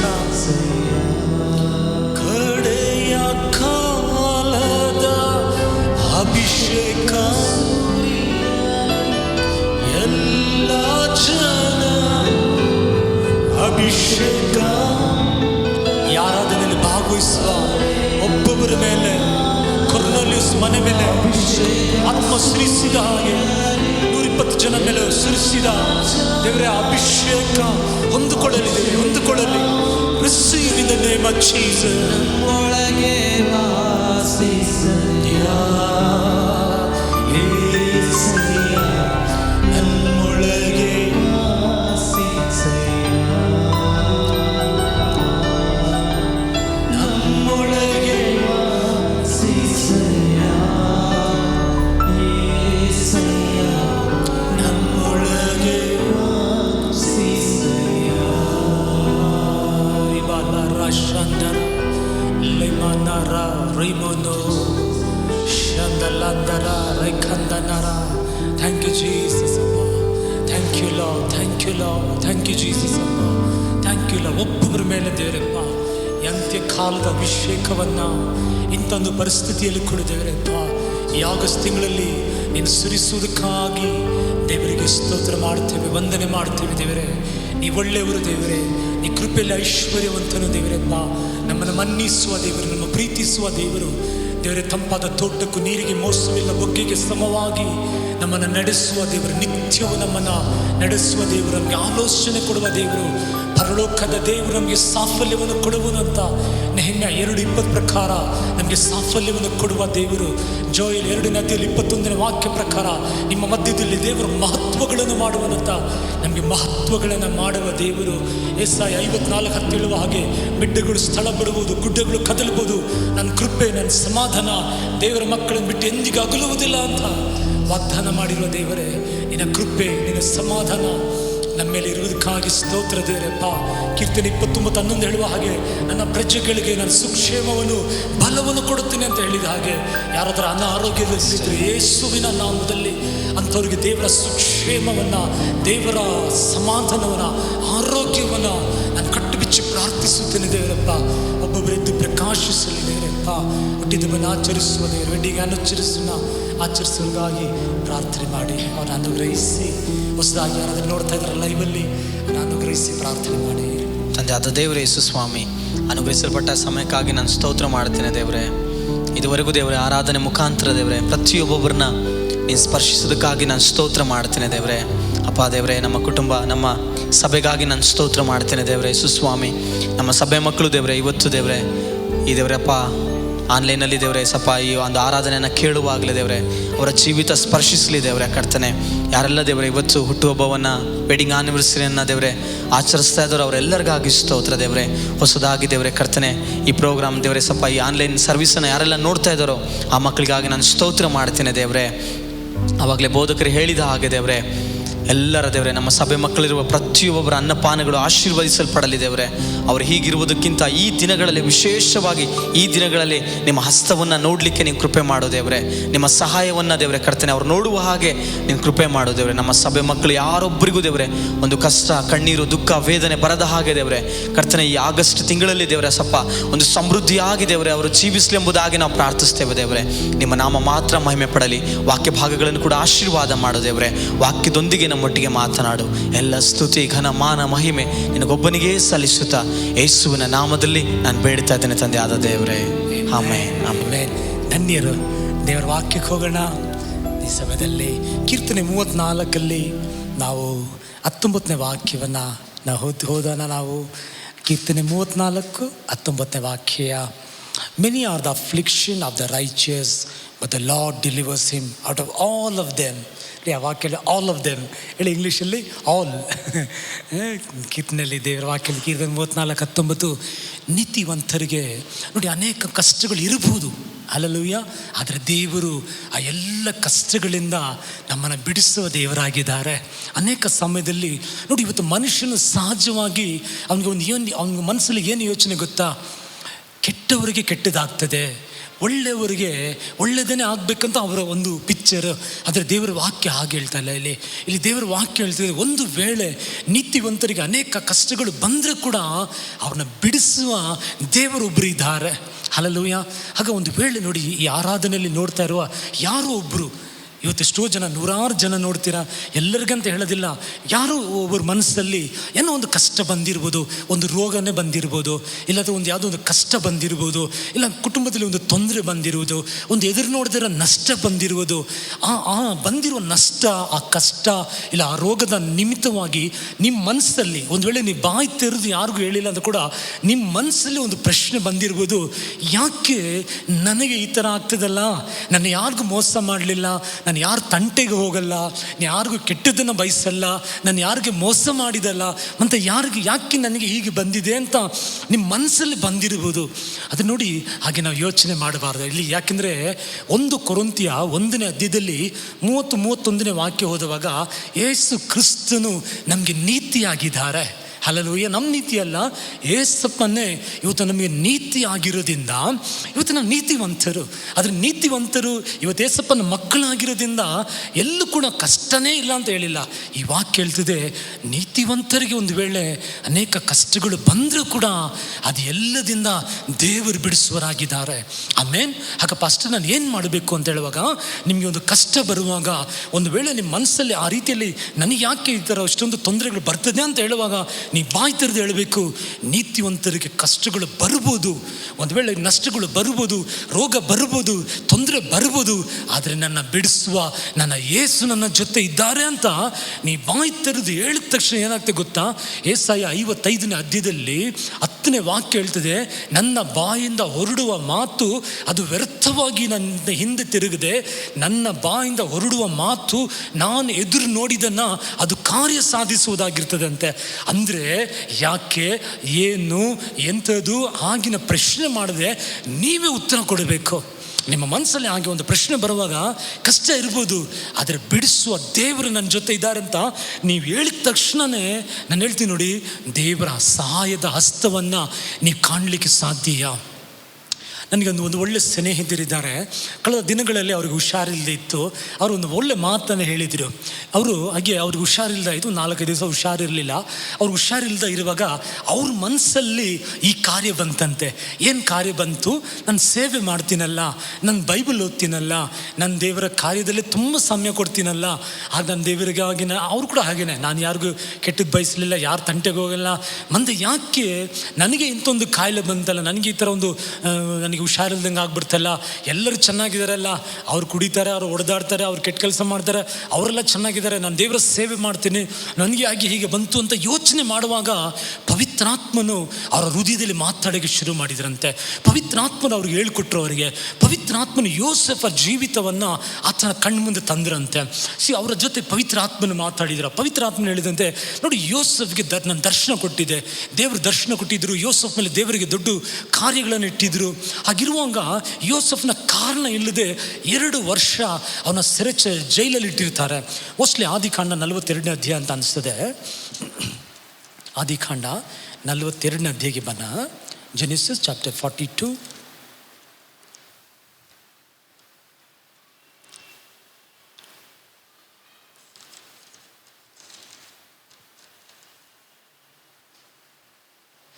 ನಲವತ್ತೊಂದನೇ ಅಧ್ಯಾಯದ 1ನೇ ವಾಕ್ಯ ಓದಿ. And it came to pass at the end of 2 full years that Pharaoh dreamed. ನೋಡಿ, 2 ವರ್ಷಗಳು ಯೋಸೆಫ್ನ ತಗೊಂಡೋಗಿ ಕಾರಣ ಇಲ್ಲದೆ ಸೆರೆಯಲ್ಲಿ ಹಾಕಿದ್ದಾರೆ. 2 ವರ್ಷ ಆತನ ಒಂದು ಬಾಯಿ ಕೂಡ ತೆರೆದು, ದೇವರೇ ನಾನು ನಿನಗಾಗಿ ನೀತಿವಂತನಾಗಿದ್ನಲ್ಲ, ನಾನು ನಿನಗಾಗಿ ಜೀವಿಸಿದನಲ್ಲ, ಮತ್ತು ಯಾಕೆ ದೇವರೇ ಯಾವುದೇ ಒಂದು ತಪ್ಪಿಲ್ಲದೆ ನನ್ನ ತಗೊಂಡು ಬಂದು 2 ವರ್ಷ ಜೈಲಲ್ಲಿ ಆಗಿಬಿಟ್ರಲ್ಲ ಅಂತ ಬಾಯಿ ತೆರೆದಿಲ್ಲ ಅಂತೆ. ಆಗ ಪವಿತ್ರಾತ್ಮನ ಹೇಳಿದ್ರಂತೆ ಅವರಿಗೆ, ನೋಡಿ 2 ವರ್ಷ ಯೋಸೆಫ್ ಬಾಯಿ ತೆರೆದೆ ದೇವರ ಮೇಲೆ ಭರವಸೆ ಇಟ್ಟಿರುವಾಗ ನಿನಗೆ 4-5 ದಿನ ಈ ಚಿಕ್ಕೊಂದು ಬಲಹೀನ ಇದು ದಾಟಿ ಹೋಗ್ಬಿಡ್ತದೆ. ಅದು ಎಸ್ಐ 43ನೇ ಅಧ್ಯಾಯದಲ್ಲಿ 1-2 ವಾಕ್ಯ ಹೇಳ್ತದೆ, ನೀನು ನದಿಗಳನ್ನು ದಾಟುವಾಗ, ಬೆಂಕಿಗಳನ್ನು ದಾಟುವಾಗ ಅದು ನಿನ್ನ ಮುಳುಗಿಸಲಾರದು, ಅದು ನಿನ್ನ ದಹಿಸಲಾರದು, ನಾನು ನಿನ್ನ ಜೊತೆ ಇರ್ತೀನಿ ಅಂತ. ಆಗ ಪವಿತ್ರಾತ್ಮ ಮೇಲೆ 2-3 ದಿವಸ, ಇದನ್ನು 5 ದಿವಸ ನೀವು ಹೇಳ್ಕೊಳ್ಳಿ, ಈ ಕಾಯಿಲೆ ನೀನು ದಾಟಿ ಬಿಡ್ತೀಯ, ಇದು ನೀನು ಮುಳುಗಿಸಲಾರದು, ಇದು ನೀನು ದಹಿಸಲಾರದು, ಇದನ್ನು ದಾಟಿ ಬರ್ತೀಯ ನೀನು. ಈ 4-5 ದಿವಸದಲ್ಲಿ ಯಾಕೆ ನೀನು ಅಂಥ ಒಂದು ಯೋಚನೆ ಮಾಡ್ತೀಯಾ? ಯೋಸೆಫ್ನ ನೋಡಿ 2 ವರ್ಷ 2 years 2 ವರ್ಷ ಬಾಯಿ ತೆರೀಲಿಲ್ಲ ಅವರು. ಹಾಗೆ ಹೇಳುವಾಗ ಆ ಸಹೋದರ ಹೇಳ್ತಾನೆ, ದೇವರೇ ನನ್ನ ಶ್ರಮಿಸು ದೇವರಪ್ಪ, ಇನ್ನು ಯಾವತ್ತೂ ಕೂಡ ಆ ರೀತಿಯಲ್ಲಿ ನನ್ನ ಮನಸ್ಸಲ್ಲಿ ಬರಲಿಕ್ಕೆ ನಾನು ಸ್ಥಳ ಕೊಡೋದಿಲ್ಲ ದೇವರೇ ಅಂತ ತೀರ್ಮಾನ ಮಾಡಿದ್ರಂತೆ. ನೋಡಿ, ಇದು ಕೇಳುವಾಗಲೇ ನಾನು ಕೂಡ ಆ ರೀತಿಯಲ್ಲಿ ಒಂದು ತೀರ್ಮಾನ ಮಾಡಿದೆ. ದೇವರೇ ಯಾವುದೇ ಕಾರಣಕ್ಕೆ ಏನೇ ಪ್ರಶ್ನೆ ಬರಲಿ, ಏನೇ ನಷ್ಟ ಬರಲಿ, ಏನೇ ತೊಂದರೆಗಳು ಬರಲಿ, ನಿಂದ ಏನು ಬಂದರೆ ಕೂಡ ಯಾಕೆ ಅಂತ ನಾನು ಕೇಳಿದೆ. ಯೋಸೆಫ್ನ ಹಾಗೆ ಏನೇ ಬಂದರೆ ಕೂಡ ಒಳ್ಳೆ ದಿನಗಳನ್ನು ನಾವು ನೋಡ್ತೀವಿ ಅಂತ ಆ ಭರವಸೆ ಇಡುವ ಹಾಗೆ ದೇವರೇ ಆ ಹೃದಯವನ್ನು ದೇವರನ್ನು ಸ್ಥಿರಪಡಿಸುವಂತ ನಾನು ಅದನ್ನು ಕೇಳಿದೆ, ದೇವರ ಹತ್ರ ಕಲ್ತ್ಕೊಂಡೆ ನಾನು. ನೋಡಿ, ನಾವು ಕಲ್ತ್ಕೋಬೇಕು. ಕೆಲವು ಸಮಯದಲ್ಲಿ ಇವತ್ತು ಅನೇಕ ಸಮಯದಲ್ಲಿ ಕ್ವಶನ್ ಈಸಿಯಾಗಿ ಕೇಳ್ಬಿಡ್ತೀವಿ ನಾವು. ಎಲ್ಲ ಆತನ ಕುಂಬಾರನ್ನು ನಾವು ಜೇಡಿ ಮಣ್ಣುಗಳು ಕುಂಬಾರನ್ನು ಏನೇ ಮಾಡಿದರೆ ಕೂಡ ಅದರ ಅಂತ್ಯ ಚೆನ್ನಾಗಿರ್ತದೆ. ಯೋಸೆಫ್ ಹೇಳಿದ ಹಾಗೆ, ನೀವು ಕೆಟ್ಟದ್ದು ಮಾಡಿದ್ರಿ ಆದರೆ ದೇವರು ನನಗೆ ಒಳ್ಳೇದು ಮಾಡಿದ್ರು ಅಂದರೆ ಕೆಲವು ಸಮಯದಲ್ಲಿ ಕೆಲವು ಪ್ರಶ್ನೆಗಳು ಬರುವಾಗ ನಮ್ಮನ್ನು ಮುಳುಗಿಸೋಕ್ಕಾಗಿ ಅಲ್ಲ. 1 ಪೇತ್ರನ 1ನೇ ಅಧ್ಯಾಯದಲ್ಲಿ 7ನೇ ವಾಕ್ಯ ಹೋದ್ ನೋಡಿ, ಈ ಶೋಧನೆಗಳೆಲ್ಲ ಮುಗಿದ ಮೇಲೆ ನಾನು ಬಂಗಾರವಾಗಿ ಆಚೆ ಬರ್ತೀನಿ ಅಂತ ಅಲ್ಲಿ ಬರೆಯಲ್ಪಟ್ಟಿದೆ. ಅಂದರೆ ನಮ್ಮ ಜೀವಿತದಲ್ಲಿ ಒಂದು ಶೋಧನೆ ಬರ್ತದೆ ಅಂದರೆ ಅದು ನಮ್ಮನ್ನು ಮುಳುಗಿಸೋಕ್ಕಾಗಿ ಅಲ್ಲ, ನಮ್ಮ ಜೀವಿತ ನಮ್ಮ ವಿಶ್ವಾಸವನ್ನು ದೇವರು ಬಲಪಡಿಸುವುದಕ್ಕಾಗಿ. ಇಂಥ ಪರಿಸ್ಥಿತಿಯಲ್ಲಿ ನನ್ನ ಮಗ ಗುಣಗುಟ್ಟಿಸ್ತಾನ, ನನ್ನ ಮಗಳು ಗುಣಗುಟ್ಟಿಸ್ತಾರ ಅಂತ ದೇವರು ನೋಡ್ತಾರೆ. ಇಲ್ಲ, ಅವ್ರು ನನ್ನ ನಂಬಿದಾರ. ಇಂಥ ಪರಿಸ್ಥಿತಿಯಲ್ಲಿ ಅವ್ರು ಚೆನ್ನಾಗಿರುವಾಗ ದೇವರಿಗೆ ಸ್ತೋತ್ರ, ದೇವರಿಗೆ ಕೃತಜ್ಞತೆ, ಯೇಸು ಒಳ್ಳೆಯವರು, ಆತನ ಕೃಪೆ ಶಾಶ್ವತವಾದದಂತ ಒಳ್ಳೆಯದಾಗಿರುವಾಗ ಹೇಳಿದ್ರಲ್ಲ, ಇಂಥ ಪರಿಸ್ಥಿತಿಯಲ್ಲಿ ಅವರ ಬಾಯಲ್ಲಿ ಏನು ಬರ್ತದೆ ಅಂತ ಒಂದು ವೇಳೆ ದೇವರು ನೋಡುವಾಗ ಅಂಥ ಪರಿಸ್ಥಿತಿಯಲ್ಲಿ ನೀವೇನು ಹೇಳುವರಾಗಿದ್ದೀರಾ? ಹಲ್ಲೆಲೂಯ. ನಾನು ಹೇಳ್ತೀನಿ, ಏನೇ ಬಂದರೆ ಕೂಡ ನಾವು ಹೇಳಬೇಕು, ದೇವರೇ ನೀತಿವಂತರಿಗೆ ಕಷ್ಟ ಬರ್ಬೋದು ದೇವರಪ್ಪ, ಆದರೆ ಅದನ್ನು ಜಯಿಸಿದ್ಯಾ ದೇವರಪ್ಪ. ಯೋಹಾನ 16ನೇ ಅಧ್ಯಾಯದಲ್ಲಿ 33ನೇ ಅಧ್ಯಾಯದಲ್ಲಿ 33ನೇ ವಾಕ್ಯ, ಲೋಕದಲ್ಲಿ ಸಂಕಟ ಇದೆ, ಭಯಪಡಬೇಡಿ, ಅದನ್ನು ಜಯಿಸಿರುವ ದೇವರು ನಾನು ನಿಮ್ಮ ಜೊತೆ ಇದ್ದೀನಿ, ದೇವರು ನಮ್ಮ ಜೊತೆ ಇದ್ದಾರೆ. ನೋಡಿ, ಆ ನೀತಿವಂತರಿಗೆ ಅನೇಕ ಕಷ್ಟಗಳು ಬರ್ತದೆ ಅಂತ ಹೇಳುವಾಗ ಈ ಕಷ್ಟಗಳು, ಈ ಉಪದ್ರವಗಳು ಎಲ್ಲಿಂದ ಬರ್ತದೆ ಗೊತ್ತಾ? ಅನೇಕ ಸಮಯದಲ್ಲಿ ಜನರಿಂದ ಅದು ಬರುವುದಾಗಿರ್ತದೆ. ಉದಾಹರಣೆಗೆ ನಾನು ಹೇಳ್ತೀನಿ ನೋಡಿ, ಈಸಾಕು ಆದಿಕಾಂಡ 26ನೇ ಅಧ್ಯಾಯದಲ್ಲಿ ಬಿತ್ತನೆ ಬಿತ್ತುತ್ತಾನೆ. ಅವನಿಗೆ ದೇವರು ಆಶೀರ್ವದಿಸಿದ್ರು, 100ರಷ್ಟು ಅವನಿಗೆ ಫಲ ಬಂತು. ಅವನು ಹೆಚ್ಚುತ್ತಾ ಬಂದ. ಈಗ ಅವನು ಹೋಗಿ ಏನು ಮಾಡ್ತಾನೆ, ತಂದೆ ಕಾಲದಲ್ಲಿ ಮುಚ್ಚಲ್ಪಟ್ಟಿದ್ದ ಬಾವಿಗಳನ್ನು ತೆರೀತಾನೆ. ಒಂದು ಬಾವಿಯನ್ನು ತೆಗೆಯುವಾಗ ಅಲ್ಲಿ ಫಿಲಿಸ್ತೀಯರು ಬಂದು ಜಗಳ ಮಾಡ್ತಾರೆ. ಅವನು ಹೇಳ್ತಾನೆ, ಬಿಡು, ಅದನ್ನು ಬಿಟ್ಬಿಡ್ತಾನೆ. ಏಸೆಕ್ ಅಂತ ಹೆಸರು ಇಡ್ತಾನೆ. ಸ್ವಲ್ಪ ದಿನಗಳಾದ್ಮೇಲೆ ಇನ್ನೊಂದು ಬಾವಿಯನ್ನು ತೆರೀತಾನೆ, ನೀರು ಬರ್ತದೆ. ಅಲ್ಲಿ ಜಗಳ ಮತ್ತೆ ಸಿತ್ತೇನು ಅಂತ ಸ್ಥಳ ಅದರ ಹೆಸರಿಟ್ಟರು, ಅದು ಬಿಟ್ಟರು. ಮತ್ತೆ ಇನ್ನೊಂದು ಬಾವಿಯನ್ನು ತೆಗೆದ್ರು. ಅಲ್ಲಿ ಕೂಡ ಅಲ್ಲಿ ಏನಾಗ್ತದೆ, ಜನಗಳಲ್ಲಿ ಬಂದು ಜಗಳ ಮಾಡಲಿಲ್ಲ. ಆಗ ರೆಹಬೋತ್, ನನಗೆ ದೇವರು ಏನು ಮಾಡಿದ್ರು, ಸ್ಥಳ ಉಂಟು ಮಾಡಿದ್ರು ಅಂತ ಅಲ್ಲಿ ಈಸಾಕ್ ಮುಂದೆ ಅವ್ರ ಕಾರ್ಯಗಳನ್ನು ಮಾಡುವವರಾಗಿದ್ದಾರೆ. ಆಗ ನೋಡಿ, ಈಗ ಈಸಾಕು ಅಲ್ಲಿ ದೇವರ ವಾಕ್ಯ ಹೇಳ್ತದೆ, ಅವನು ಅಭಿವೃದ್ಧಿ ಹೊಂದುತ್ತಾ ಇದ್ದಾನೆ. ಅವನು ಕೈ ಇಟ್ಟು ಮಾಡುವುದೆಲ್ಲ ದೇವರು ಸಫಲ ಮಾಡ್ತಾ ಇದ್ದಾರೆ. ಅವನು ಹೋಗಿ ಕಡೆ ತೋಡಿದ ಕಡೆ ಎಲ್ಲ ನೀರು ಬರ್ತಾ ಇದೆ. ಅದನ್ನು ಕೆಲವರಿಗೆ ಇಷ್ಟ ಆಗಲಿಲ್ಲ. ಹೊಟ್ಟೆ ಕಿಚ್ಚಿನಿಂದ ಆತನ ಏನು ಮಾಡ್ತಾರೆ, ಊರಿಂದ ಓಡಿಸ್ಬಿಡ್ತಾರೆ, ತೊಂದರೆ ಮಾಡ್ತಾರೆ. ಹಲ್ಲೆಲೂಯಾ. ಹಾಗೇನೆ ಇವತ್ತು ಕೂಡ ಸಹಜವಾಗಿ ನಾನು ಹೇಳ್ತೀನಿ ನೋಡಿ, ಒಂದು ವೇಳೆ ನಿಮ್ಮ ಕೆಲಸದಲ್ಲಿ, ನಿಮ್ಮ ಕುಟುಂಬದಲ್ಲಿ, ಸಭೆಯಲ್ಲಿ ನೀವು ಬೆಳೆದು ಬರುವಾಗ ಕೆಲವರಿಗೆ ಇಷ್ಟ ಆಗದೆ ಹೋಗ್ಬೋದು. ಅದರಿಂದ ಕೆಲವು ಉಪದ್ರವಗಳು ಬರುವುದು. ಆದರೆ ದೇವರು ಬಿಡಿಸುವರಾಗಿರ್ತಾರೆ. ಅದಕ್ಕಾಗಿ ಸೋತು ಬಿಡಬಾರ್ದು. ನಾನು ಸೇವೆ ಮಾಡೋದಿಲ್ಲ, ನಾನು ಆ ಫ್ಯಾಕ್ಟ್ರಿಗೆ ಕೆಲಸಕ್ಕೆ ಹೋಗೋದಿಲ್ಲ, ಇಲ್ಲಾಂದ್ರೆ ಈ ಕಾಲೇಜಲ್ಲಿ ಹೋಗಲ್ಲ, ಈ ಸ್ಕೂಲ್ಗೆ ಹೋಗಲ್ಲ, ಆ ಟೀಚರ್ ಮುಖದಲ್ಲಿ ಅದೆಲ್ಲ ಬೇಡ. ಈ ಸಕಾಲಲ್ಲೇ ಮಾಡಲಿಲ್ಲ. ನೀ ತೊಂದರೆ ಮಾಡಿದ್ರೆ ಮಾಡ್ಕೊಂಡು ಹೋಗಿ, ನನ್ನ ಜೊತೆ ದೇವರಿದ್ದಾರೆ ಅಂತ ಹೋಗಿದ್ದ ಜಾಗದಲ್ಲೆಲ್ಲ ದೇವರು ಸಫಲವನ್ನು ಕೊಟ್ಟರು. ಯೋಸೆಫ್ ತಗೊಳ್ಳಿ, ಯೋಸೆಫ್ಗೆ ದೇವರು ದರ್ಶನ ಕೊಟ್ಟರು. ದರ್ಶನ ಬಂದು ಹೇಳಿದ್ರು ತಪ್ಪ, ಸಹೋದರ ಹತ್ರ ಹೇಳಿದ್ರು. ವಾಕ್ಯ ಹೇಳ್ತಿದೆ, ತನ್ನ ಸಹೋದರನು ಅವನ ಕೊಲ್ಲಕ್ಕೆ ಕೂಡ ರೆಡಿ ಆಗಿಬಿಟ್ರಂತೆ. ಅವನ ಮಾರಿದ್ರು, ಬಾವಿಯಲ್ಲಿ ಹಾಕಿದ್ರು, ಎಲ್ಲ ಮಾಡಿದರು. ಆದರೆ ದೇವರ ವಾಕ್ಯ ಹೇಳ್ತದೆ, ಅವರ ಸಹೋದರ ಅವನ ಮೇಲೆ ದ್ವೇಷ ಪಟ್ಟರು, ಅವನ ಮೇಲೆ ಹೊಟ್ಟೆ ಕಿಚ್ಚು ಪಟ್ಟರು, ಅವನ ಮೇಲೆ. ಹಲ್ಲೆಲೂಯಾ. ಆಗೇನಾಯಿತು, ಕಡೆದಾಗಿ ದೇವರು ಅವನ ಉನ್ನತಪಡಿಸಿ ತೋರಿಸಿದ್ರು. ಹಲ್ಲೆಲೂಯಾ. ಯೋಸೆಫ್ ಕೂಡ ನೀವು ತಗೊಳ್ಳಿ, ಈಸಾಕ್ ತಗೊಳ್ಳಿ, ಇವರೆಲ್ಲ ದೇವರ ಮಕ್ಕಳು. ಇವರಿಗೆ ತೊಂದರೆ ಬಂದಿಲ್ವಾ? ತೊಂದರೆ ಬರ್ತದೆ, ದೇವರು ಬಿಡಿಸೋರಾಗಿರ್ತಾರೆ. ಶಾರದಕ್ ಮೇಷಕ್ ಆಬೇದ್ನೆಗೋ ತಗೊಳ್ಳಿ, ಅವ್ರು ಯಾರಿಗಾಗಿ ನಿಂತಿದ್ದು? ಅವ್ರು ದೇವರಿಗಾಗಿ ನಿಂತರು. ನೋಡಿ, ನಮ್ಮನ್ನು ಬಿಡಿಸಲಿ, ನಮ್ಮನ್ನು ಬಿಡಿಸದೆ ಹೋಗಲಿ ನಮ್ಮ ದೇವರು, ಇದಕ್ಕೆ ನಾವು ಅಡ್ಡ ಬೀಳೋದಿಲ್ಲ ಅಂತ ಅವ್ರು ವೈರಾಗ್ಯವಾಗಿ ನಿಂತರು. ಪ್ರಾಣ ಹೋದ್ರೂ ಪರವಾಗಿಲ್ಲ, ನಾನು ದೇವರಿಗಾಗಿ ನಿಲ್ತೀನಿ, ದೇವರಿಗಾಗಿ ನಿಂತರು ಅವರು. ಅಲ್ಲವ, ಅದನ್ನೇ ತಪ್ಪಿದಾದಲ್ಲಿ ಇಲ್ಲ, ತಗೊಂಡೋಗಿ ಬೆಂಕಿಯಲ್ಲಿ ಹಾಕಿ. ಆದರೆ ದೇವರ ವಾಕ್ಯ ಹೇಳ್ತದೆ, ಶೋಧನೆಗಳು ಬರ್ಬೋದು, ಕೆಲವು ಆ ರೀತಿಯಲ್ಲಿ ಬೆಂಕಿಲಿ ಹಾಕಲ್ಪಡುವ ಪರಿಸ್ಥಿತಿಗಳು ಬರ್ಬೋದು. ಅದು ದೇವ ಕುಮಾರನ ಇಳಿದು ಬಂದು ಅಲ್ಲೇನು ಮಾಡಿದರು, ಶಾರದಕ್ ಮೇಷಕ್ ಆಬೇದ್ನೆಗೋಗೆ ದೇವರು ಸಹಾಯ ಮಾಡಿದರು. ಅದಕ್ಕೆ ದೇವರ ಮಕ್ಕಳನ್ನ ಹೇಳ್ತೇನೆ ನೋಡಿ, ಸೋತೋಗ್ಬಿಡಬಾರ್ದು. ಏನೋ ಒಂದು ಕಷ್ಟ ಬಂತು, ಏನೋ ಒಂದು ನಷ್ಟ ಎದುರು ನೋಡಿದಿರುವ ಒಂದು ನಷ್ಟ ಬಂದುಬಿಡ್ತು, ಯಾರೋ ಏನೋ ಹೇಳಿಬಿಟ್ರು, ಪರವಾಗಿಲ್ಲ, ನಮ್ಮನ್ನು ಬಿಡಿಸುವ ನಮ್ಮದು ದೇವರಿದ್ದಾರೆ. ಹಲ್ಲೆಲೂಯಾ. ನಮ್ಮನ್ನು ಬಿಟ್ಟು ಅಗಲುವುದಿಲ್ಲ, ನಮ್ಮನ್ನು ಎಂದಿಗೂ ಕೈ ಬಿಡುವುದಿಲ್ಲ, ಕಡೆಯವರೆಗೂ ಕೂಡ ನಮ್ಮನ್ನು ನಡೆಸುವ ನಮ್ಮ ಜೊತೆ ಇದ್ದಾರೆ. ದಾವೀದ್ ತಗೊಳ್ಳಿ, ದಾವೀದ್ ಏನು ತಪ್ಪಿದೆ ಅಂತ ನನಗೆ ಗೊತ್ತಾಗ್ತಾ ಇಲ್ಲ. ದೇವರು ಗೋಲಿಯತ್ ಮೇಲೆ ದಾವೀದಿಗೆ ಜಯ ಕೊಟ್ಟರು. ಅದು ದೇವರಿಗೂ ದಾವೀದಿಗೆ ಸಂಬಂಧಪಟ್ಟಿರೋದು. ಈಗ ಗೋಲಿಯತ್ ಮೇಲೆ ಜಯ ತಗ್ತಾ ಊರಲ್ಲಿರೋ ಜನಗರು ಅವ್ರು ಹಾಡಿದರು. ದಾವೀದ ಹೇಳಿದ್ರು ಹಾಡಿ ನನ್ನ ಬಗ್ಗೆ ಅಂತ, ಅವ್ರ ಪಾಟಿಗೆ ಅವ್ರು ಹಾಡಿದರು. ದಾವೀದ್ ಕೊಂದಿದ್ದು 10,000, ಸೌಲ್ ಕೊಂದಿದ್ದು 1,000 ಅಂತ ಅವ್ರು ಹಾಡುವಾಗ ಸೌಲ್ಗೆ ದ್ವೇಷ ಬಂದ್ಬಿಡ್ತು. ಹಲ್ಲೆಲೂಯಾ. ಸೌಲ್ಗೆ ಒಂದು ಕೋಪ ಬಂದ್ಬಿಡ್ತು, ದಾವೀದನ್ನ ಹೇಗಾದರೂ ಸಾಯಿಸಬೇಕು. ಯಾಕೆಂದರೆ ಇವತ್ತು ಈ ರೀತಿಯಲ್ಲಿ ಹಾಡೋರು ನಾಳೆ ನನ್ನ ಸಿಂಹಾಸನ ಕೂಡ ಇವರು ತಗೊಳ್ಳೋಕ್ಕೆ ಸಾಧ್ಯ ಅಂತ ಅವನ ಮೇಲೆ ದ್ವೇಷ ಪಟ್ಟರು. ನೋಡಿದ್ರೆ ಮನುಷ್ಯರಿಂದಲೇ ಅನೇಕ ಸಮಯದಲ್ಲಿ ಕೆಲವು ತೊಂದರೆಗಳು ಬರ್ತದೆ. ಆದರೆ ದಾವೀದನ್ನ ಸಾಯಿಸಕ್ಕೆ ಬಿಟ್ಬಿಟ್ರ. ಹಲ್ಲೆಲೂಯಾ. ಎಷ್ಟೋ ಸಾರಿ ಸೌಲ್ ಕೊಂದಕ್ಕೆ ನೋಡಿದರೆ ಕೂಡ ನೀತಿವಂತರಿಗೆ ಎಷ್ಟೇ ಕಷ್ಟಗಳು ಬಂದರೆ ಕೂಡ ಬಿಡಿಸುವ ಒಂದು ದೇವರಿದ್ದಾರೆ. ಆ ಸೌಲಿಂದ ದೇವರು ದಾವೀದನ್ನ ತಪ್ಪಿಸಿದ ಹಾಗೆ, ಶಾರದಕ್ ಮೇಷಕ್ ಆಬೇದ್ನೆಗೋನ ತಪ್ಪಿಸಿದ ಹಾಗೆ, ಫಿಲಿಸ್ತರ ಕೈಗಳಿಂದ ಈಸಾಕನ ತಪ್ಪಿಸಿದ ಹಾಗೆ, ಯೋಸೆಫನ ಸ್ವಂತ ಸಹೋದರಗಳಿಂದ ಆ ತಪ್ಪಿಸಿದ ಹಾಗೆ ನನ್ನನ್ನು ನಿಮ್ಮನ್ನು ಕೂಡ ನಮ್ಮ ದೇವರು ತಪ್ಪಿಸುವ ದೇವರಾಗಿದ್ದಾರೆ.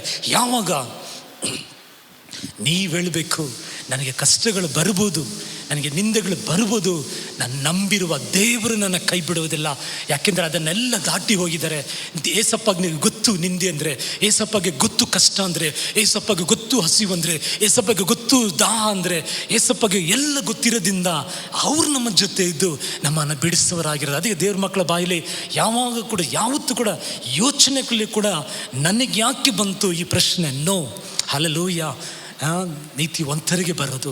ನೀತಿವಂತರ ಬಂದರೆ ಕೂಡ ಬಿಡಿಸುವ ದೇವರಾಗಿದ್ದಾರೆ. ಯಾಕೆ ನೋಡಿ, ಅನೇಕ ಸಮಯದಲ್ಲಿ ಯಾಕೆ ಬಿರುಗಾಳಿ ನಮಗೆ ಬೀಸ್ತದೆ ಗೊತ್ತಾ? ನೀತಿವಂತರಿಗೆ ಯಾಕೆ ಈ ಪ್ರಶ್ನೆಗಳು ಬರ್ತದೆ ಗೊತ್ತಾ ನಿಮಗೆ? ಸತ್ಯವೇದದಲ್ಲಿ ನಾವು ಓದ್ತೀವಿ ನೋಡಿ, ಲೂಕ ಬರೆದಿರೋ ಶುಭ ಸಂದೇಶದಲ್ಲಿ 23, 24, 25ನೇ ವಾಕ್ಯ ತನಕ ಓದಿ. ಇಲ್ಲಿ ಯೇಸು ಸ್ವಾಮಿ ಶಿಷ್ಯರಿಗೆ ಹೇಳ್ತಾರೆ, ಬನ್ನಿ ನಾವು ಆಚೆ ದಡಕ್ಕೆ ಹೋಗೋಣ. ಯಾರು ಹೇಳ್ತಾರೆ ಅದು? ಶಿಷ್ಯರು ಹೇಳ್ತಾ ಇಲ್ಲ, ಯೇಸು ಸ್ವಾಮಿ ಹೇಳ್ತಾ ಇರೋದು. ಆಕಾಶಕ್ಕೆ ಭೂಮಿಗೆ ಒಡೆಯನಾಗಿರುವ, ಸರ್ವ ಸೃಷ್ಟಿಗೆ ಯಜಮಾನನಾಗಿರುವ ಯೇಸು ಸ್ವಾಮಿ ಹೇಳ್ತಾರೆ, ಬನ್ನಿ ನಾವು ಹೋಗಿ ಅಂತ. ಈಗ ಆ ದೋಣಿಯಲ್ಲಿ ಯಾತ್ರೆ ಪ್ರಾರಂಭ ಮಾಡಿದರು. ಸ್ವಲ್ಪ ದೂರ ಹೋಗಿದ ತಕ್ಷಣ ಒಂದು ಬಿರುಗಾಳಿ ಬೀಸಿತ್ತು. ಈಗ ಬಿರುಗಾಳಿ ಬೀಸುವಾಗ ಏನಾಯಿತು, ನೀರು ಬಂದು ದೋಣಿಯಲ್ಲಿ ತುಂಬಲಿಕ್ಕೆ ಸ್ಟಾರ್ಟ್ ಆಯಿತು. ಯೇಸು ಸ್ವಾಮಿ ಅಲ್ಲಿ ನಿದ್ರೆ ಮಾಡ್ತಾ ಇದ್ರು ಅಂತ ದೋಣಿಯಲ್ಲಿ ಬರೆಯಲ್ಪಟ್ಟಿದೆ. ಯೋಚನೆ ಮಾಡಿ ನೋಡಿ, ಯಾರಿದ್ದಾರೆ ಜೊತೆ? ಯೇಸು ಕ್ರಿಸ್ತನಿದ್ದಾರೆ. ಅಲೆಗಳನ್ನು ಮಾತಿನಲ್ಲಿ ಸೃಷ್ಟಿಸಿದ ಸೃಷ್ಟಿಕರ್ತನ ಜೊತೆಯಲ್ಲಿದ್ದಾರೆ. ಈಗ ಇವ್ರು ಏನು ಮಾಡ್ತಾರೆ, ಇವರು ಭಯಪಟ್ಟು ಯೇಸು ಸ್ವಾಮಿನ ಎಬ್ಬಿಸ್ತಾರೆ. ಗುರುವೇ, ನಾವು ಮುಳುಗಿ ಹೋಗ್ತಾ ಇದ್ದೀವಲ್ಲ, ನಾವು ಸಾಯ್ಬೇಕಾ, ಇದ ನಿಮ್ಮ ಚಿತ್ತ ಅಂತ ಹೇಳುವಾಗ, ಈಗ ಯೇಸು ಸ್ವಾಮಿ ಎದ್ದ ತಕ್ಷಣ ಏನು ಹೇಳಿದ್ರು, ನೀವು ಮುಳುಗಿ ಹೋಗ್ತಾ ಇದ್ದೀರಾ, ನೀವು ಇಲ್ಲ, ನಿಮ್ಮ ಪ್ರಾಣಕ್ಕೆ ಅಪಾಯ ಆಗ್ತತ್ತ, ಹಾಗಲ್ಲಿ ಅದೆಲ್ಲ ಏನು ಮಾತಾಡಿಲ್ಲ. ಯೇಸು ಸ್ವಾಮಿ ಒಂದೇ ಒಂದು ಮಾತು ಹೇಳಿದರು, ನೀವು ಯಾಕೆ ನಂಬಿಕೆ ಕೆಟ್ಟ್ರಿ? ನಿಮಗೆ ಯಾಕೆ ನಂಬಿಕೆ ಇಲ್ಲದೆ ಹೋಯ್ತು ನಿಮಗೆ? ಅಷ್ಟೇ ಹೇಳಿದ್ದು ದೇವರು. ಯಾಕೆಂದರೆ ಏನು ಹೇಳ್ತಾರೆ ಅಂದರೆ ಯೇಸು ಸ್ವಾಮಿ ಅಂದರೆ, ನೀವೆಲ್ಲ ಮೀನು ಹಿಡಿಯೋರು, ನೀವು ಸಮುದ್ರದಲ್ಲಿ ಬೆಳೆದಿರೋರು, ಅಲ್ಲೇ ಮೀನು ಹಿಡಿದಿರೋದು, ವರ್ಷಗಳಿಂದ ಅಲ್ಲಿ ಮಾಡಿರೋದು. ಈ ಬಿರುಗಾಳಿಗೆ ನೀವು ಯಾಕೆ ಎದುರಿದ್ದೀರಾ ಅಂದರೆ ನೋಡಿ, ಈಗ ಯೇಸು ಸ್ವಾಮಿ ಜೊತೆ ಇದ್ದಾರೆ, ನಾಯಕನು ಜೊತೆ ಇದ್ದಾರೆ, ಯೇಸು ಸ್ವಾಮಿ ಜೊತೆ ಇದ್ದಾರೆ. ಅವರು ಹೇಳಿರೋದು ಆಚೆ ದಡಕ್ಕೆ ಹೋಗೋಣ ಅಂತ. ಹಾಗೆ ಹೇಳಿರೋರು ನಮ್ಮನ್ನು ಮಧ್ಯದಲ್ಲಿ ಬಿಡ್ಬಿಡ್ತಾರ, ಈ ಸಮುದ್ರದಲ್ಲಿ ಮುಳುಗಕ್ಕೆ ಬಿಡ್ತಾರ ಅಂತ ಅವ್ರು ಅರ್ಥ ಮಾಡ್ಕೊಳ್ದೆ ಹೋಗ್ಬಿಟ್ರು ಅವರು. ಅದಕ್ಕೇ ಆಗ ಅವರ ವಿಶ್ವಾಸ ಮೇಲೆ ಸೈತಾನ ಏನು ಮಾಡಿದ ಅಂದರೆ, ಅವರ ವಿಶ್ವಾಸನ ಕದಲಿಸೋದಕ್ಕಾಗಿಯೇ ಆ ಬಿರುಗಾಳಿ ತಂದ. ಅದಕ್ಕೇ ಯೇಸು ಸ್ವಾಮಿ ಯಾವ್ದು ಬಗ್ಗೆ ಹೇಳಿಲ್ಲ, ಯಾಕೆ ಅಪನಂಬಿಕೆ ಪಟ್ರಿ, ನೀವು ಯಾಕೆ ನಂಬದೆ ಹೋದ್ರಿ ಅಂತ ಹೇಳಿದರು. ನೋಡಿದ್ರ? ಹಲ್ಲೆಲೂಯಾ. ಇವತ್ತು ನಾನು ಹೇಳ್ತೀನಿ ನೋಡಿ, ನಿಮ್ಮ ಕುಟುಂಬದಲ್ಲಿ ದೇವರಿದ್ದಾರೆ, ನಿಮ್ಮ ಜೊತೆ ದೇವರಿದ್ದಾರೆ. ಇವತ್ತು ಯಾವುದೋ ಒಂದು ಪರಿಸ್ಥಿತಿ ದಾಟಿ ಹೋಗ್ತಾ ಇದ್ದೀರಾ, ಯಾವುದೋ ಒಂದು ಪರಿಸ್ಥಿತಿ ನಿಮ್ಮನ್ನು ಮುಳುಗಿಸ್ತಾ ಇದೆ ಅಂತ ನೀವು ತಕ್ಷಣ ಏನು ಮಾಡಿಬಿಡ್ಬೇಡಿ. ಯೇಸು ಸ್ವಾಮಿ ಅಂದರೆ, ದೇವರೇ ನಾವು ಸಾಯ್ತಾ ಇದ್ದೀವಲ್ಲ, ನಾವು ಕೈ ಬಿಡಲ್ಪಟ್ಟಿದ್ರೆ ಹಂಗಲ್ಲ ಹೇಳಕ್ಕೆ ಹೋಗ್ಬಿಡಿ. ಶಿಷ್ಯರು ಹೇಳಿದಾಗ ಹೇಳಿಬಿಡಿ, ಒಂದೇ ಒಂದು ಹೇಳಿ, ನನ್ನ ಬಾಳ ದೋಣಿಯಲ್ಲಿ ಶ್ರೀ ಯೇಸು ಇದ್ದಾರೆ, ನನ್ನ ಕುಟುಂಬದಲ್ಲಿ ಯೇಸು ಇದ್ದಾರೆ, ನನ್ನ ವೈಯಕ್ತಿಕ ಜೀವಿತದಲ್ಲಿ ಯೇಸು ಇದ್ದಾರೆ. ಆತನ ಅಂಗೀಕರಿಸಿದವರಿಗೆ ಆತನ ಮಕ್ಕಳಾಗುವ ಅಧಿಕಾರ ಕೊಟ್ಟಿದ್ದಾರೆ. ನಾನು ಯೇಸಪ್ಪನ ಅಂಗೀಕರಿಸಿದ್ದೀನಿ, ನನ್ನ ಹೃದಯದ ಬಾಗಿಲನ್ನು ತೆರೆದಿದ್ದೀನಿ. ಯೇಸು ನನ್ನ ಜೊತೆ ಇದ್ದಾರೆ.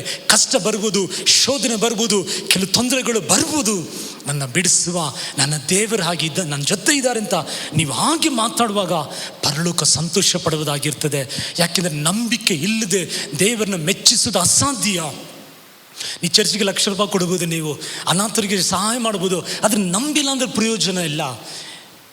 ಪರಿಸ್ಥಿತಿಗಳು ಬರುವ ಸಮಯದಲ್ಲಿ ನಾವೇನು ಮಾಡಬೇಕು? ನಮಗೆ ಗೊತ್ತಿರಬೇಕು, ನನ್ನ ಜೊತೆ ಏಸಪ್ಪ ಇದ್ದಾರೆ, ನನ್ನ ಮೇಲೆ ಒಂದು ಉದ್ದೇಶ ಇಟ್ಟಿದ್ದಾರೆ, ನನ್ನ ಮೇಲೆ ಒಂದು ಗುರಿ ಇಟ್ಟಿದ್ದಾರೆ. ನಾನು ಆರಿಸ್ಕೊಂಡಿಲ್ಲ, ನನ್ನ ದೇವರು ನನ್ನ ಆರಿಸ್ಕೊಂಡಿರೋದು. ಅವರ ಬಲಗೆ ನನಗೆ ಆಧಾರವಾಗಿರ್ತದೆ.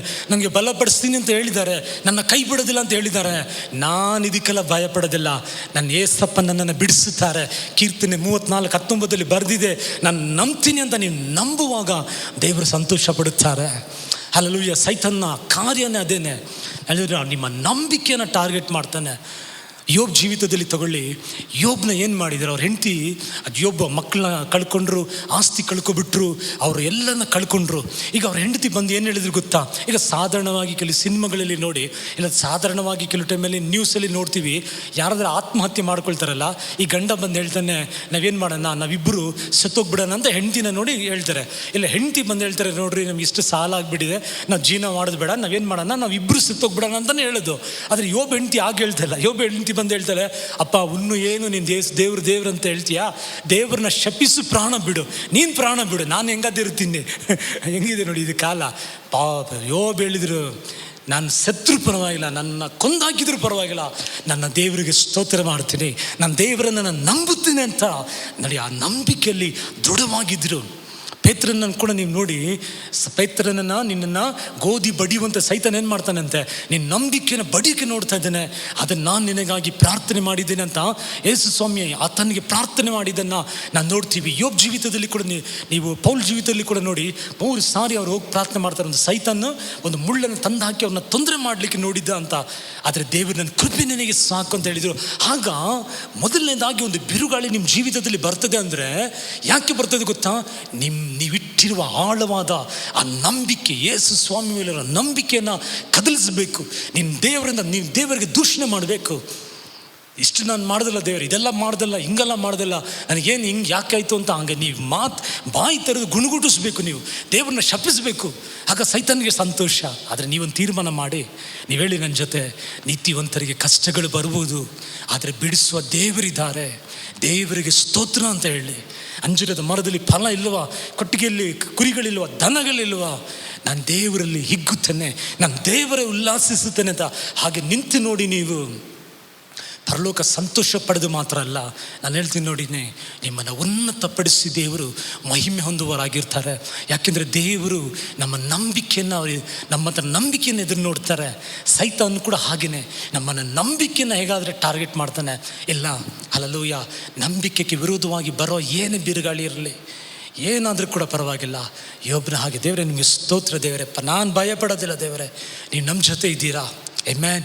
ನಿಲ್ಲಬೇಕು, ವಿಶ್ವಾಸದಲ್ಲಿ ದೇವ್ರ ಮಕ್ಕಳು ನಿಲ್ಲಬೇಕು. ಹಾಗೇನು ಮಾಡಬೇಕು ಗೊತ್ತಾ? ನಂಬಿಕೆಯನ್ನು ಪ್ರಾರಂಭ ಮಾಡಿ ನಂಬಿಕೆಯನ್ನು ಮುಗಿಸುವ ಯೇಸುವನ್ನೇ ನಾವು ನೋಡಬೇಕು. ನಾವು ಇಬ್ರಾಯರ್ 12ನೇ ಅಧ್ಯಾಯದಲ್ಲಿ 2ನೇ ವಾಕ್ಯದಲ್ಲಿ ನಂಬಿಕೆ ಯಾರು ಪ್ರಾರಂಭ ಮಾಡಿದೋ? ನಾವು ಯೇಸು ಸ್ವಾಮಿನ ಹಾರಿಸ್ಕೊಂಡ್ರೆ ಅವ್ರು ತಾನೇ ಹಾರಿಸ್ಕೊಂಡಿದ್ದು ನಮ್ಮನ್ನು, ಅವ್ರು ತಾನೇ ನಮ್ಮಲ್ಲಿ ನಂಬಿಕೆ ಉಂಟು ಮಾಡಿದ್ದು. ಕಡೆಯವರೆಗೂ ಕೂಡ ಆ ನಂಬಿಕೆಯಲ್ಲಿ ನಾವು ಕುಂದು ಹೋಗದ ಹಾಗೆ ನಮ್ಮನ್ನು ದೇವರು ಕಾಪಾಡವರಾಗಿರ್ತಾರೆ. ಮುಂಚೆನೇ ಹೇಳಿದ ಹಾಗೆ 1 ಪೇತ್ರನ 1ನೇ ಅಧ್ಯಾಯದಲ್ಲಿ 7ನೇ ವಾಕ್ಯ, ಆ ಶೋಧನೆ, ಆ ನಂಬಿಕೆಯಲ್ಲಿ ನಾವು ನಿಲ್ಲುವಾಗ ನಾವು ಹೇಗೆ ಬರ್ತೀವಿ ಅಂತೆ, ಬಂಗಾರ ಹಾಗೆ, ಗೋಲ್ಡ್ ಹಾಗೆ ಶುದ್ಧವಾಗಿ ಬರ್ತೀವಿ. ಬೇಡದಿರೋದು ಆಚೆ ಈಚೆ ಎಲ್ಲ ಹೋಗಿ ಶುದ್ಧವಾಗಿ ಬರ್ತೀವಿ. ಮೆಡೋನಾ ಅಂತ ಒಂದು ಹೆಣ್ಣು, ಒಂದು ಮಗುನ ಇಟ್ಕೊಂಡಿರೋ ಚಿತ್ರ ಜನ ನೋಡಿದ್ದೀರಾ? ಒಂದು ಸಾರಿ ಅದನ್ನು ಚಿತ್ರಿಸಿದ ಒಂದು ಕಲೆ, ಒಂದು ಆರ್ಟಿಸ್ಟ್ ಹತ್ರ ಒಂದು ಕಲ್ಲಲ್ಲಿ ಚಿತ್ರಿಸಿದಾರ. ಅದನ್ನು ಒಬ್ಬರು ಬಂದು ಒಂದು ವಯಸ್ಸಾಗಿರೋ ತಾಯಿ ಕೇಳಿದ್ರಂತೆ, ಎಂಥ ಒಂದು ಸುಂದರವಾದ ಆ ಮೆಡೋನಾ, ಆ ತಾಯಿ ಮತ್ತು ಆ ಮಗುನ ಎಷ್ಟು ಸುಂದರವಾಗಿ ಆ ಕಲ್ಲುಗಳಲ್ಲಿ ನೀನು ಚಿತ್ರಿಸಿದೆಯಲ್ಲ ಅಂತ ಹೇಳುವಾಗ ಅವ್ರು ಹೇಳಿದ್ರಂತೆ, ನಾನೇನು ಚಿತ್ರಿಸಿದೆ, ಆಲ್ರೆಡಿ ಆ ಮೆಡೋನಾ ಅನ್ನುವ ತಾಯಿ, ಆ ಮಗು ಆ ಕಲ್ಲಲ್ಲೇ ಇತ್ತು. ಏನಿತ್ತು? ಆ ಕಲ್ಲಲ್ಲೇ ಇತ್ತು. ಬೇಡದೇ ಇರೋ ಕೆಲವು ಕಲ್ಲನ್ನು ರಿಮೂವ್ ಮಾಡಿದೆ, ಬೇಡದೇ ಇರೋ ಆಚೆ ಈಚೆ ಇರೋ ಕಲ್ಲನ್ನು ರಿಮೂವ್ ಮಾಡಿದೆ. ಅವ್ರು ಅದು ಆಲ್ರೆಡಿ ಅಲ್ಲೇ ಇತ್ತು. ನೋಡಿದ್ರ, ನಮ್ಮ ಜೀವಿತದಲ್ಲಿ ಕೂಡ ನಮ್ಮ ಮೇಲೆ ದೇವ್ರು ದೊಡ್ಡ ದರ್ಶನ ಇಟ್ಟಿದ್ದಾರೆ, ಮಹತ್ವಗಳನ್ನ ಇಟ್ಟಿದ್ದಾರೆ. ಕೆಲವು ಬೇಡದಿರುವ ಕಲ್ಲುಗಳು, ಬೇಡದಿರೋದನ್ನು ಆ ರೂಪ ಕೊಡದ ಹಾಗೆ ಅದನ್ನು ಇರ್ತದೆ, ಅದನ್ನು ತೆಗಿತಾರೆ ದೇವರಷ್ಟೇ. ತೆಗಿಯುವಾಗ ಕಷ್ಟವಾಗ್ತದೆ. ಆದರೆ ಆ ಪೈಂಟಿಂಗ್ ಲಕ್ಷಗಳು, ಎಷ್ಟು ಕೋಟಿಗಳಿಗೆ ಅದು ಮಾರಲ್ಪಡ್ತು ಅಂತ ಕೇಳಿದ, ಅದು ನಮಗೆ ಸುದ್ದಿ ಇಲ್ಲ. ಆದರೆ ಏನು ಹೇಳ್ತೀನಿ ಅಂದರೆ, ಕೆಲವು ಸಮಯದಲ್ಲಿ ಕೆಲವುದನ್ನು ತೆಗೆಯುವಾಗ ನೋವಾಗ್ಬೋದು, ಆದರೆ ಕಡೆದಾಗಿ ಬಂಗಾರ ಹಾಗೆ ನಮ್ಮನ್ನು ದೇವರ ಆಚೆ ತರುವರಾಗಿರ್ತಾರೆ. ಹಾಗೆ ಕೆಲವು ಬಿರುಗಾಳಿಗಳು ಯಾಕೆ ಬರ್ತದೆ? ನಂಬಿಕೆಯನ್ನು ಕದಲಿಸುವುದಕ್ಕಾಗಿ. ನಂಬಿಕೆಯಲ್ಲಿ ಸ್ಥಿರವಾಗಿರಬೇಕು. ನಾನು ಯೆಹೋವನನ್ನು ಮುಂದೆ ಇಟ್ಟಿದ್ದೀನಿ, ನಾನು ಕದಲುವುದಿಲ್ಲ ಅಂತ ಹೇಳಬೇಕು. ಕೀರ್ತನೆ 16ರಲ್ಲಿ 8ನೇ ವಾಕ್ಯ, ಕೀರ್ತನೆಗಾರನ ಹೇಳಿದ, ನಾನು ಯೆಹೋವನ ಮುಂದೆ ಇಟ್ಟಿದ್ದೇನೆ, I shall never be moved. ನಾನು ಕದಲುವುದಿಲ್ಲ, ಈ ಕಾಯಿಲೆಗೆ ನಾನು ಕದಲೋದಿಲ್ಲ, ಈ ಬೆದರಿಕೆಗೆ ನಾನು ಕದಲೋದಿಲ್ಲ, ಈ ಕೆಟ್ಟ ಕನಸುಗಳಿಗೆ ನಾನು ಬೆದರೋದಿಲ್ಲ, ಈ ಮಾಟ ಮಂತ್ರ ಶಕ್ತಿಗೆ ನಾನು ಬೆದರೋದಿಲ್ಲ. ನಾನು ದೇವರನ್ನ ಮುಂದೆ ಇಟ್ಟಿದ್ದೀನಿ. ಇದು ದೇವರನ್ನ ಮುಂದೆ ಇಟ್ಟಿದ್ದೀರ, ಅದು ಹಿಂದೆ ಇಟ್ಟಿದ್ದಾರೆ. ನೀವು ದೇವರನ್ನ ಮುಂದೆ ಇಡುವರು ನಂಬಿಕೆಯಲ್ಲಿ ಕದಲೋದಿಲ್ಲ. ನೋಡಿ, ಎರಡನೇದಾಗಿ ನಾವು ನೋಡುವಾಗ ಮತ್ತಾಯ 7ನೇ ಅಧ್ಯಾಯದಲ್ಲಿ 25ನೇ ವಾಕ್ಯ 27ನೇ ವಾಕ್ಯ ಓದುವಾಗ, ಇಬ್ಬರು ಮನೆ ಕಟ್ಟುವರಾಗಿರ್ತಾರೆ, ಒಂದು ಬಂಡೆ ಮೇಲೆ, ಒಂದು ಹುಸುಬು ಮೇಲೆ. ಇದು ಮೊದಲನೇದಾಗಿ ನಂಬಿಕೆನ ಕದಲಿಸಲಿಕ್ಕೆ ಶೋಧನೆ ಬರ್ತದೆ, ಇಲ್ಲದ್ರೆ ಬಿರುಗಾಳಿ ಬರ್ತದೆ. ಎರಡನೇ ಬಿರುಗಾಳಿ ಯಾಕೆ ಬರ್ತದೆ ಗೊತ್ತಾ? ನಮ್ಮ ಕುಟುಂಬವನ್ನು ಮುರಿಲಿಕ್ಕಾಗಿ ಬರ್ತದೆ, ನಮ್ಮ ಕುಟುಂಬವನ್ನು ತೊಂದರೆ ಮಾಡೋಕ್ಕಾಗಿ ಬರುವುದಾಗಿರ್ತದೆ. ಹೇಗೆ ಬರ್ತದೆ? ಈಗ ಇಬ್ಬರು ಮನೆ ಕಟ್ಟಿದ್ರು, ಒಬ್ಬ ಬಂಡೆ ಮೇಲೆ, ಒಬ್ಬ ಹುಸುಬು ಮೇಲೆ. ನೋಡಿ, ಆ ವಾಕ್ಯ ಹೇಳ್ತಾರೆ, ಮಳೆ ಬಂತು, ಗಾಳಿ ಬೀಸಿತು, ಬಡಿತು, ಅದು ನೇರವಾಗಿ ಬೀಸಿತ್ತಂತೆ. ಅಂದರೆ ಇವತ್ತು ಲೋಕದಲ್ಲಿರುವ ಜನಗಳಿಗೆ ಯಾವ ಶೋಧನೆಗಳು ಬರ್ತದೋ, ಯಾವ ಪ್ರಶ್ನೆಗಳು ಬರ್ತದೋ, ಏಸಪ್ಪನ ನಂಬಿರುವ ಅದೇ ಮಕ್ಕಳಿಗೂ ಅದೇ ಶೋಧನೆ ಬರ್ತದೆ. ಆದರೆ ಬಂಡೆ ಮೇಲೆ ಇದ್ದ ಮನೆ ಬೀಳಲಿಲ್ಲ. ಅಂದರೆ ನೋಡಿ, ಗಂಡ ಹೆಂಡತಿಗೆ ಕೆಲವು ಪ್ರಶ್ನೆಗಳು ಬರ್ಬೋದು, ತಂದೆ ತಾಯಿ ಮಕ್ಕಳಿಗೆ ಕೆಲವು ಮಾತುಗಳು ಆಗ್ಬೋದು, ಎರಡು ಸಹೋದರಗಳ ಮಧ್ಯದಲ್ಲಿ ಎರಡು ತೊಂದರೆ ಬರ್ಬೋದು, ಎರಡು ಅಕ್ಕ ತಂಗಿರ ಮಧ್ಯದಲ್ಲಿ ಎರಡು ಮಾತು ಬರ್ಬೋದು, ಎರಡು ಫ್ರೆಂಡ್ಸ್ ಮಧ್ಯದಲ್ಲಿ ಕೆಲವು ಸಮಯದಲ್ಲಿ ಸೈತಾನ ಏನಾದರೂ ಕೆಲವು ಪ್ರಶ್ನೆಗಳು ತಂದು ಹಾಕಿ ನಮ್ಮ ಫ್ರೆಂಡ್ಶಿಪ್ನ ಮುಗಿಯೋಕ್ಕೆ ತೊಂದರೆ ಬರ್ಬೋದು. ಅದನ್ನು ನಾವು ಏನು ಮಾಡಬೇಕು ಗೊತ್ತಾ? ಹಾಗೆ ಆ ಗಲಿಬಿಲಿ ಬರುವಾಗ, ಆ ತೊಂದರೆಗಳು ಬರುವಾಗ, ಆ ಜಗಳಗಳು ಬರುವಾಗ ನಾವು ದೇವರ ಹತ್ರ ಹೋಗ್ಲಿಕ್ಕೆ ಕಲ್ತ್ಕೋಬೇಕು. ಯಾಕೆಂದರೆ ಬಂಡೆ ಮೇಲೆ ಕಟ್ಟಿರುವ ಮನೆ ಸ್ಥಿರವಾಗಿತ್ತು ಅಂತ ಹೇಳುವ ಸಮಯದಲ್ಲಿ ಅವಾಗ ನಮಗೆ ಪ್ರಶ್ನೆ ಬರುವಾಗ, ನಮ್ಮ ಮನೇಲಿ ಅಸಮಾಧಾನ ಬರುವಾಗ ದೇವರ ಹತ್ರ ಹೋಗೋಕ್ಕೆ ಕಲ್ತ್ಕೋಬೇಕು ನಾವು. ಇವತ್ತು ಆ ಹುಸುಬು ಮೇಲೆ ಕಟ್ಟಿರೋ ಮನೆ ಅಂತ ಹೇಳುವಾಗ ಅವರು ಅವರ ಹಣವನ್ನು ಆಧಾರ ಮಾಡಿಕೊಂಡ್ರು, ಅವರು ಆ ಮನುಷ್ಯನ ಬಲವನ್ನು ಆಧಾರ ಮಾಡಿಕೊಂಡ್ರು, ಅವರು ಅವ್ರ ಜ್ಞಾನವನ್ನು ಆಧಾರ ಮಾಡಿಕೊಂಡ್ರು, ಅದಕ್ಕೆ ಅವರು ಬಿದ್ದರು. ಆದರೆ ದೇವರ ಮಕ್ಕಳು ಇವತ್ತು ನಾನು ನೀವು ನಮಗೆ ಪ್ರಶ್ನೆ ಬರೋದಿಲ್ಲ ಅಂತ ಹೇಳಿಲ್ಲ, ಕುಟುಂಬದಲ್ಲಿ ಆ ತೊಂದರೆಗಳು ಬರೋದಿಲ್ಲ ಅಂತ ಹೇಳಿಲ್ಲ, ಬರ್ತದೆ. ಹಲ್ಲೆಲೂಯಾ. ದೇವರ ವಾಕ್ಯ ಹೇಳ್ತಿದೆ, ನೀನು ಕಾಣುವ ಸಹೋದರಿಯನ್ನು ಪ್ರೀತಿ ಮಾಡಿಲ್ಲ ಅಂದರೆ ನನ್ನನ್ನು ಪ್ರೀತಿ ಮಾಡ್ತೀನಿ ಅಂತ ಹೇಳಿದ್ರೆ ಅದು ಸುಳ್ಳು ಅಂತ ದೇವರು ಹೇಳ್ತಾರೆ. ಇವತ್ತು ಅನೇಕರು ಹಾಗೇನೆ ಸಹೋದರಿ ಜೊತೆ ಜಗಳ ಮಾಡ್ತಾರೆ, ಸಹೋದರನ ಜೊತೆ ಜಗಳ ಮಾಡ್ತಾರೆ, ತಂದೆ ತಾಯಿ ಹತ್ರ ಜಗಳ ಮಾಡ್ತಾರೆ, ಎರಡು ಫ್ರೆಂಡ್ಸ್ ಜಗಳ ಮಾಡ್ತಾರೆ. ಚರ್ಚಿಗೆ ಬಂದುಬಿಟ್ಟು ನಿನ್ನನೇ ನಾ ಪ್ರೀತಿಸುವೆ ಅಂತ ಹಾಡುವಾಗ ದೇವರು ಹೇಳ್ತಾರೆ, ನನ್ನ ಮುಂದೆ ಹಾಡಬೇಡ, ನೀನು ಕಾಣುವ ಸಹೋದರನ ಪ್ರೀತಿ ಮಾಡ್ತಾ ಇಲ್ಲ, ನಿನ್ನ ಒಡೆ ಹುಟ್ಟಿದ ಅಕ್ಕನ ನೀನು ಮನ್ನಿಸಿಲ್ಲ, ತಂಗಿನ ಮನ್ನಿಸಿಲ್ಲ, ನೀನು ಬಂದು ನನ್ನ ಹತ್ರ ಹಾಡು ಹಾಡಬೇಡ, ನಿನ್ನ ಹಾಡು ನನಗೆ ಅಸಹ್ಯವಾಗಿದೆ ಅಂತ ಹೇಳ್ತಾರೆ. ಯಾಕೆಂದರೆ ಕಾಣುವ ಸಹೋದರಿಯನ್ನು ನೀನು ಪ್ರೀತಿ ಮಾಡಲಿಲ್ಲ ಅಂದರೆ, ಯಾವಾಗ ನೋಡಿದ್ರೆ ಅವ್ರ ಮೇಲೆ ಗುಣುಗುಟ್ಟಿಸೋದು, ಎಲ್ಲ ಹತ್ರ ಹೋಗಿ ಅವ್ರ ಬಗ್ಗೆ ತಪ್ಪಾಗಿ ಮಾತುಬಿಟ್ಟು ದೇವರ ಹತ್ರ ಬಂದು ನಾನು ಪ್ರೀತಿ ಮಾಡ್ತೀನಿ ಅಂತ ಹೇಳಿದರೆ ಸುಳ್ಳು ಅದು. ಇವತ್ತು ನಾನು ನೀವು ಬಂಡೆ ಮೇಲೆ ಮನೆ ಕಟ್ಟಿದ್ವಿ ಅಂತ ಹೇಳಿದ್ರೆ ಅದರ ಅರ್ಥ ಏನು ಗೊತ್ತಾ? ಯೇಸು ಹೇಳಿದರು, ನನ್ನ ಮಾತನ್ನು ಕೇಳಿ ನನ್ನ ಮಾತಿನಂತೆ ಕೈಕೊಂಡು ನಡೆಯುವವರೇ ಬಂಡೆ ಮೇಲೆ ಕಟ್ಟಿದ ಮನೆ. ಕಾಯಿಲೆ ಬರ್ಬೋದು, ಅವ್ರಿಗೆ ನಷ್ಟಗಳು ಬರ್ಬೋದು, ಸೈತಾನ ಹೋರಾಟಗಳು ಬರ್ಬೋದು, ದೇವರು ಬಿಡಿಸುವರಾಗಿರ್ತಾರೆ. ನೀತಿವಂತರಿಗೆ ಕಷ್ಟಗಳು ಬಂದರೂ ಕೂಡ ದೇವರು ಬಿಡಿಸುವರಾಗಿರ್ತಾರೆ. ಅದನ್ನು ಬಿಟ್ಟು ನಾನು ಕ್ಷಮಿಸಲ್ಲ, ನಾನು ಅವ್ರ ಮುಖ ನೋಡೋದಿಲ್ಲ, ಅದು ಹಿಂಗೆ ಮಾಡೋದಿಲ್ಲ, ಹಂಗೆ ಮಾಡೋದಿಲ್ಲ ಅಂದರೆ ನೀನು ನೀತಿವಂತನಲ್ಲ. ನೀನು ಹುಸುಬು ಮೇಲೆ ಕಟ್ಟಿರುವ ಮನೆ ಹಾಗೆ, ಅದು ಯಾವಾಗ ಬೇಕಾದ್ರೆ ಬೀಳಲಿಕ್ಕೆ ಸಾಧ್ಯ. ನೀನು ನಿಜವಾಗಿ ದೇವರ ಮಕ್ಕಳಾಗಿದ್ದರೆ, ನಿಜವಾಗಿ ದೇವರ ವಾಕ್ಯಗಳನ್ನು ಕೈಕೊಳ್ಳುವುದಾಗಿದ್ದರೆ ಕ್ಷಮಿಸುವರಾಗಿರಬೇಕು, ಪ್ರೀತಿಸುವರಾಗಿರಬೇಕು. ಹಲ್ಲೆಲೂಯಾ. ಇಳಿದು ಬರಬೇಕು. ಕೆಲ ಸಮಯದಲ್ಲಿ ನಾವು ಇಳಿಯೋದಲ್ಲಿ ಏನಿಲ್ಲ. ಕೆಲ ಸಮಯ ನಾನು ಹೇಳ್ತೀನಿ ನೋಡಿ, ನಾನು ತಪ್ಪೆ ಮಾಡಿಲ್ಲ, ನಾನು ಕ್ಷಮೆ ಕೇಳೋದ್ರಿಂದ ಅದು ಸೋಲಲ್ಲ, ಅದು ಸೋಲಲ್ಲ. ಯೇಸು ಸ್ವಾಮಿ ತಪ್ಪೆ ಮಾಡಲಿಲ್ಲ, ತಂದೆಯವ್ರನ್ನ ಕ್ಷಮಿಸು ಅಂತ ಹೇಳಿದರು, ಅದು ಸೋಲನ್ನು ತಿಳ್ಕೊಂಡ್ರ. 3ನೇ ದಿನ ಜಯವಾಗಿ ದೇವರೇ ಬಿಸಿದ್ರು. ನಿನ್ನ ಹೆಂಡತಿ ಹತ್ರ ನೀವು ಒಂದು ಕ್ಷಮೆ ಕೇಳೋದು, ನಿಮ್ಮ ಗಂಡನ ಹತ್ರ ಒಂದು ಕ್ಷಮೆ ಕೇಳೋದು, ಅದು ಸೋಲಲ್ಲ, ಅದು ಸೋಲಲ್ಲ. ಕ್ಷಮೆ ಕೇಳುವ ಸಮಯದಲ್ಲಿ ನನ್ನ ತಗ್ಗಿಸ್ತೀನಿ, ನಾನು ತಗ್ಗಿಸುವಾಗ ನನ್ನ ದೇವರು ಉನ್ನತಪಡಿಸಿ ತೋರಿಸುವರಾಗಿ. ಅದೇ ಬಂಡೆ ಮೇಲೆ ಕಟ್ಟಿರುವ ಮನೆ. ಹಲ್ಲೆಲೂಯಾ. ನಾನು ಕೆಳಗಡೆ ಇಳಿದು ಬರಲ್ಲ, ನಾನು ಹೇಳಿದೆ ಸರಿ, ಅದಲ್ಲ, ಅದು ಉಸುಬು, ಯಾವಾಗ ಬೇಕಾದು ಬೀಳ್ತದೆ ಅದು ಮನೆ. ರೂತ್ ಜೀವಿತವನ್ನು ತಗೊಳ್ಳಿ. ರೂತ್ ತನ್ನ ಗಂಡನ ಕಳ್ಕೊಂಡ್ಬಿಟ್ರು, ತನ್ನ ಮಾವನ ಕಳ್ಕೊಬಿಟ್ರು, ತನ್ನ ತಂಗಿ ಹೆಂಡತಿನ ಅವ್ರ ಯಜಮಾನರು ಕಳ್ಕೊಂಡು ಗಂಡಸರೇ ಇಲ್ಲ ಈಗ ಅವ್ರ ಮನೆಯಲ್ಲಿ. 3 ಹೆಣ್ಮಕ್ಳು ಮಾತ್ರ, ನಹೋಮಿ, ರೂತು, ಓರ್ಫಾ, 3 ಜನ ಇದ್ದಾರೆ. ನಹೋಮಿ ಹೇಳ್ಬಿಟ್ರು, ನನಗೆ ಇನ್ನೂ ಮಕ್ಕಳಾಗಲ್ಲ, ನೀವು ಹೋಗಿ ನಿಮ್ಮ ಮನೆಯಲ್ಲಿ ನೀವು ಹೋಗಿ ಇತ್ಕೊಳ್ಳಿ, ನೀವು ಜೀವನ ಮಾಡ್ಕೊಳ್ಳಿ. ಓರ್ಫಾ ಹೋಗ್ಬಿಟ್ರು, ಅಷ್ಟೇ, ಚಾಪ್ಟರ್ ಕ್ಲೋಸ್ ಮಾಡಿಬಿಟ್ರು. ಆದರೆ ರೂತ್ ಹೇಳಿದರು, ಆಗಲ್ಲ, ನಾನು ನಿನ್ನ ಬಿಟ್ಟು ಹೋಗಲ್ಲ, ನಿನ್ನ ದೇವರೇ ನನ್ನ ದೇವರು ಅಂತ ಹೇಳಿದರು. ಗೊತ್ತಾ? ಮನೆ ಬಂಡೆ ಮೇಲೆ ಕಟ್ಟಿದ ಮನೆ, ಅದು ಮನೆ ಬಂಡೆ ಮೇಲೆ ಏನು ಹೇಳಿದರು? ನಿನ್ನ ದೇವರು ನನ್ನ ದೇವರಂತ ಅವರ ಆ ನಂಬಿಕೆಯನ್ನು ದೇವರ ಮೇಲೆ ಇಡುವಾಗ, ಅವ್ರ ನಂಬಿಕೆ ಅಸ್ಥಿಭಾರವನ್ನು ದೇವರ ಮೇಲೆ ಇಡುವಾಗ, ಆವಾಗಲೇ ದೇವರು ರೂತ್ಗೆ ಒಂದು ಒಳ್ಳೆ ಭವಿಷ್ಯವನ್ನು ಸಿದ್ಧ ಮಾಡಿದರು. ರೂತ್ 2ನೇ ಅಧ್ಯಾಯದಲ್ಲಿ 12ನೇ ವಾಕ್ಯ ಹೋದ್ ನೋಡಿ, ಬೋವಾಜ್ ಹೇಳ್ತಾನೆ, ಮಗಳೇ, ನೀ ಯಾರ ಆಶ್ರಯದಲ್ಲಿ ಬಂದಿದೆಯೋ ಆ ದೇವರು ನಿನ್ನ ಉತ್ತಮವಾದ ಆಶೀರ್ವಾದಗಳಿಂದ ಆಶೀರ್ವದಿಸುವನು. ಆಮೆನ್. ನೀವು ಯಾವಾಗ ಪ್ರಶ್ನೆಗಳ ಮಧ್ಯದಲ್ಲಿ ದೇವರನ್ನು ಆಶ್ರಯಿಸಿಕೊಳ್ಳುತ್ತೀರೋ, ಬಂಡೆ ಮೇಲೆ ಕಟ್ಟಿದ ಮನೆ ನೀವು. ಯಾವಾಗ ನಿಮಗೆ ಪ್ರಶ್ನೆ ಬರುವಾಗ, ಬ್ಯಾಂಕಲ್ಲಿ ಇದೆ ನೋಡಿ ಹಣ, ಅದರ ಮೇಲೆ ನಂಬಿಕೆ ಇಡ್ತಾರಲ್ಲ, ಕೆಲವು 4-5 ಆಳು ದೊಡ್ಡ ಆಳುಗಿರ್ತಾರೆ ನೋಡಿ, ಅವ್ರ ಮೇಲೆ ನಂಬಿಕೆ ಇಡುವಾಗ ಅದು ಹುಸುಬು ಮೇಲೆ ಕಟ್ಟ ಮನೆ ಬೀಳ್ತದೆ. ಅದು ಬರೆದಿಟ್ಕೊಳ್ಳಿ. ನಾನು ಪ್ರವಚನೆಯಾಗಿ ಹೇಳ್ತೀನಿ, ಮನುಷ್ಯನ ಬಲ, ಹಣ, ನಿನ್ನ ಸಾಮರ್ಥ್ಯ ಇದೆಲ್ಲ ಬೀಳ್ತದೆ. ದೇವರೇ ನನ್ನ ಬಲ, ಆತನೇ ನನ್ನ ಅಸ್ಥಿಭಾರ. ಪೌಲ್ ಹೇಳಿದಾಗೆ ನಮಗೆ ಬೇರೆ ಒಂದು ಅಸ್ಥಿಭಾರ ಅಲ್ಲ, ಯೇಸು ಕ್ರಿಸ್ತನೇ ಹಾಕಿರುವ ಅಸ್ಥಿಭಾರ, ಕಲ್ವಾರಿ ಶಿಲುಬೆ ಬಿಟ್ಟು ಬೇರೆ ಒಂದು ಅಸ್ಥಿಭಾರ ಇಲ್ಲ.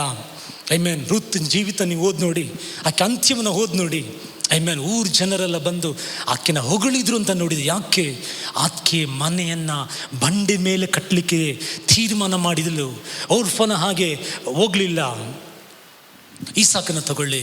ಈಸಾಕನ ಜೀವಿತ ನಿಮಗೆ ಗೊತ್ತಾ? ಒಂದು ದಿವಸ ಅವರ ಅಪ್ಪ ಅಬ್ರಹಾಂ ಕರೆದಿನ ಹೇಳ್ತಾರೆ, ಮನೆಯಲ್ಲಿರುವ ಕೆಲಸಗಾರರು ಎಲ್ಸರ್ನ ಕರೆದು ಹೇಳ್ತಾರೆ, ನನ್ನ ಮಗನಿಗೆ ಒಂದು ಹೆಣ್ಮಗುನ ನೋಡಪ್ಪ, ನಮ್ಮ ಮಗನಿಗೆ ಒಂದು ಹೆಣ್ಣನ್ನು ನೋಡು ಕರ್ಕೊಂಡು ಬಾ ಅಂತ ಯಾರಿಗೆ ಹೇಳ್ತಾ ಇದ್ದಾರೆ? ಮನೆಯಲ್ಲಿ ಕೆಲಸ ಮಾಡುವ ಕೆಲಸಗಾರನಿಗೆ ತನ್ನ ಸ್ವಂತ ಮಗಳನ್ನು ಹೆಣ್ಣೋಡಕ್ಕೆ ಕಳಿಸ್ತಾ ಇದ್ದಾರೆ. ಈಸಾಕ್ ಏನು ತಿಳ್ಕೊಂಡಿರ್ಬೋದು? ಒಂದು ವೇಳೆ ಈಸಾಕ್ ತಿಳ್ಕೊಂಡಿಲ್ಲ, ಒಂದು ನಾವು ಹೇಳಿದರೆ ನಮ್ಮ ಅಪ್ಪಗೆ ಏನಾಗ್ಬಿಡ್ತು ವಯಸ್ಕಾಲದ ಕಾಲದಲ್ಲಿ, ನನಗೆ ಹೆಣ್ಣೋಡಕ್ಕೆ ಮನೆಯಲ್ಲಿರೋ ಕೆಲಸಗಾರನ ಕಳಿಸ್ತಾ ಇದ್ದಾರಲ್ಲ, ಏನಾಯ್ತು ನಮ್ಮ ಅಪ್ಪಗೆ ವಯಸ್ಸಾಗ್ಬಿಟ್ಟು ಅಂತ ಹಾಗೆ ಯೋಚನೆ ಮಾಡಿರ್ಬೋದು. ಆದರೆ ಈಸಾಗಾಗಿ ಯೋಚನೆ ಮಾಡಲಿಲ್ಲ. ಯಾಕೆಂದರೆ ಈಸಾಕು ಧ್ಯಾನಿಸುವ ಒಂದು ವ್ಯಕ್ತಿ ಅಂತ ಸತ್ಯವೇದದಲ್ಲಿ ನಾವು ನೋಡ್ತೀವಿ. ಆತನು ದೇವರನ್ನು ನಂಬಿರುವ ಒಂದು ವ್ಯಕ್ತಿ ಅಂತ ಸತ್ಯವೇದದಲ್ಲಿ ನಾವು ನೋಡ್ತೀವಿ. ಏನಾಯ್ತು? ಎಲ್ಸರ್ ಹೋದರು, ಒಂದು ಹೆಣ್ಣನ್ನು ಕರ್ಕೊಂಡು ಬಂದರು. ನೋಡಿ, ಆ ರೆಬೆಕ್ಕ ಬರುವ ಸಮಯದಲ್ಲೇ ಸತ್ಯವೇದ ಹೇಳ್ತದೆ, ಈಸಾಕು ಆ ಹಡಿವಿನಲ್ಲಿ ಧ್ಯಾನ ಮಾಡ್ತಾ ಇದ್ದಾರಂತೆ.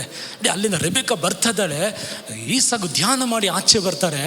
ನೋಡಿ, ಅಲ್ಲಿ ರೆಬೆಕ್ಕ ಅವ್ರ ಅಣ್ಣ ಏನು ಹೇಳಿದ್ರು ಗೊತ್ತಾ? ಇದು ಕರ್ತನಿಂದಲೇ ಬಂದಿರೋದು, ಈ ಸಂಬಂಧ ಕರ್ತನಿಂದ ಬಂದಿದೆ ಅಂತ.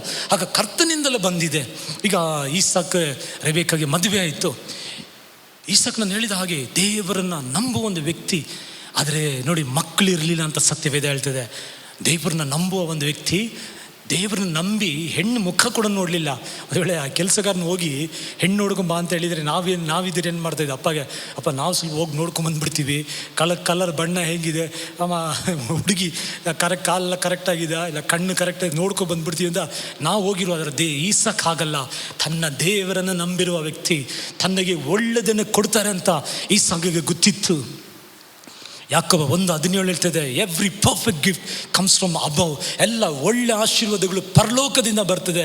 ಕೆಟ್ಟವರಾಗಿರುವ ನಾವೇ ನಮ್ಮ ಮಕ್ಕಳಿಗೆ ಒಳ್ಳೇದು ಕೊಡುವಾಗ ಪರಲೋಕದ ದೇವರು ನಮಗೆ ಒಳ್ಳೆಯದನ್ನೇ ಕೊಡುವ ದೇವರಾಗಿದ್ದಾರೆ. ಇವತ್ತು ಮದುವೆ ಆಗದೆ ಇರುವ ಯಾವುದೇ ಹೆಣ್ಮಕ್ಳು ಗಂಡು ಮಕ್ಕಳು ಈ ಸಂದೇಶವನ್ನು ಕೇಳ್ತಾ ಇದ್ರೆ ನಾನು ಹೇಳ್ತೀನಿ, ನೋಡಿ, ಭಯನೇ ಪಡಬೇಡಿ, ಚಿಂತೆ ಮಾಡಬೇಡಿ.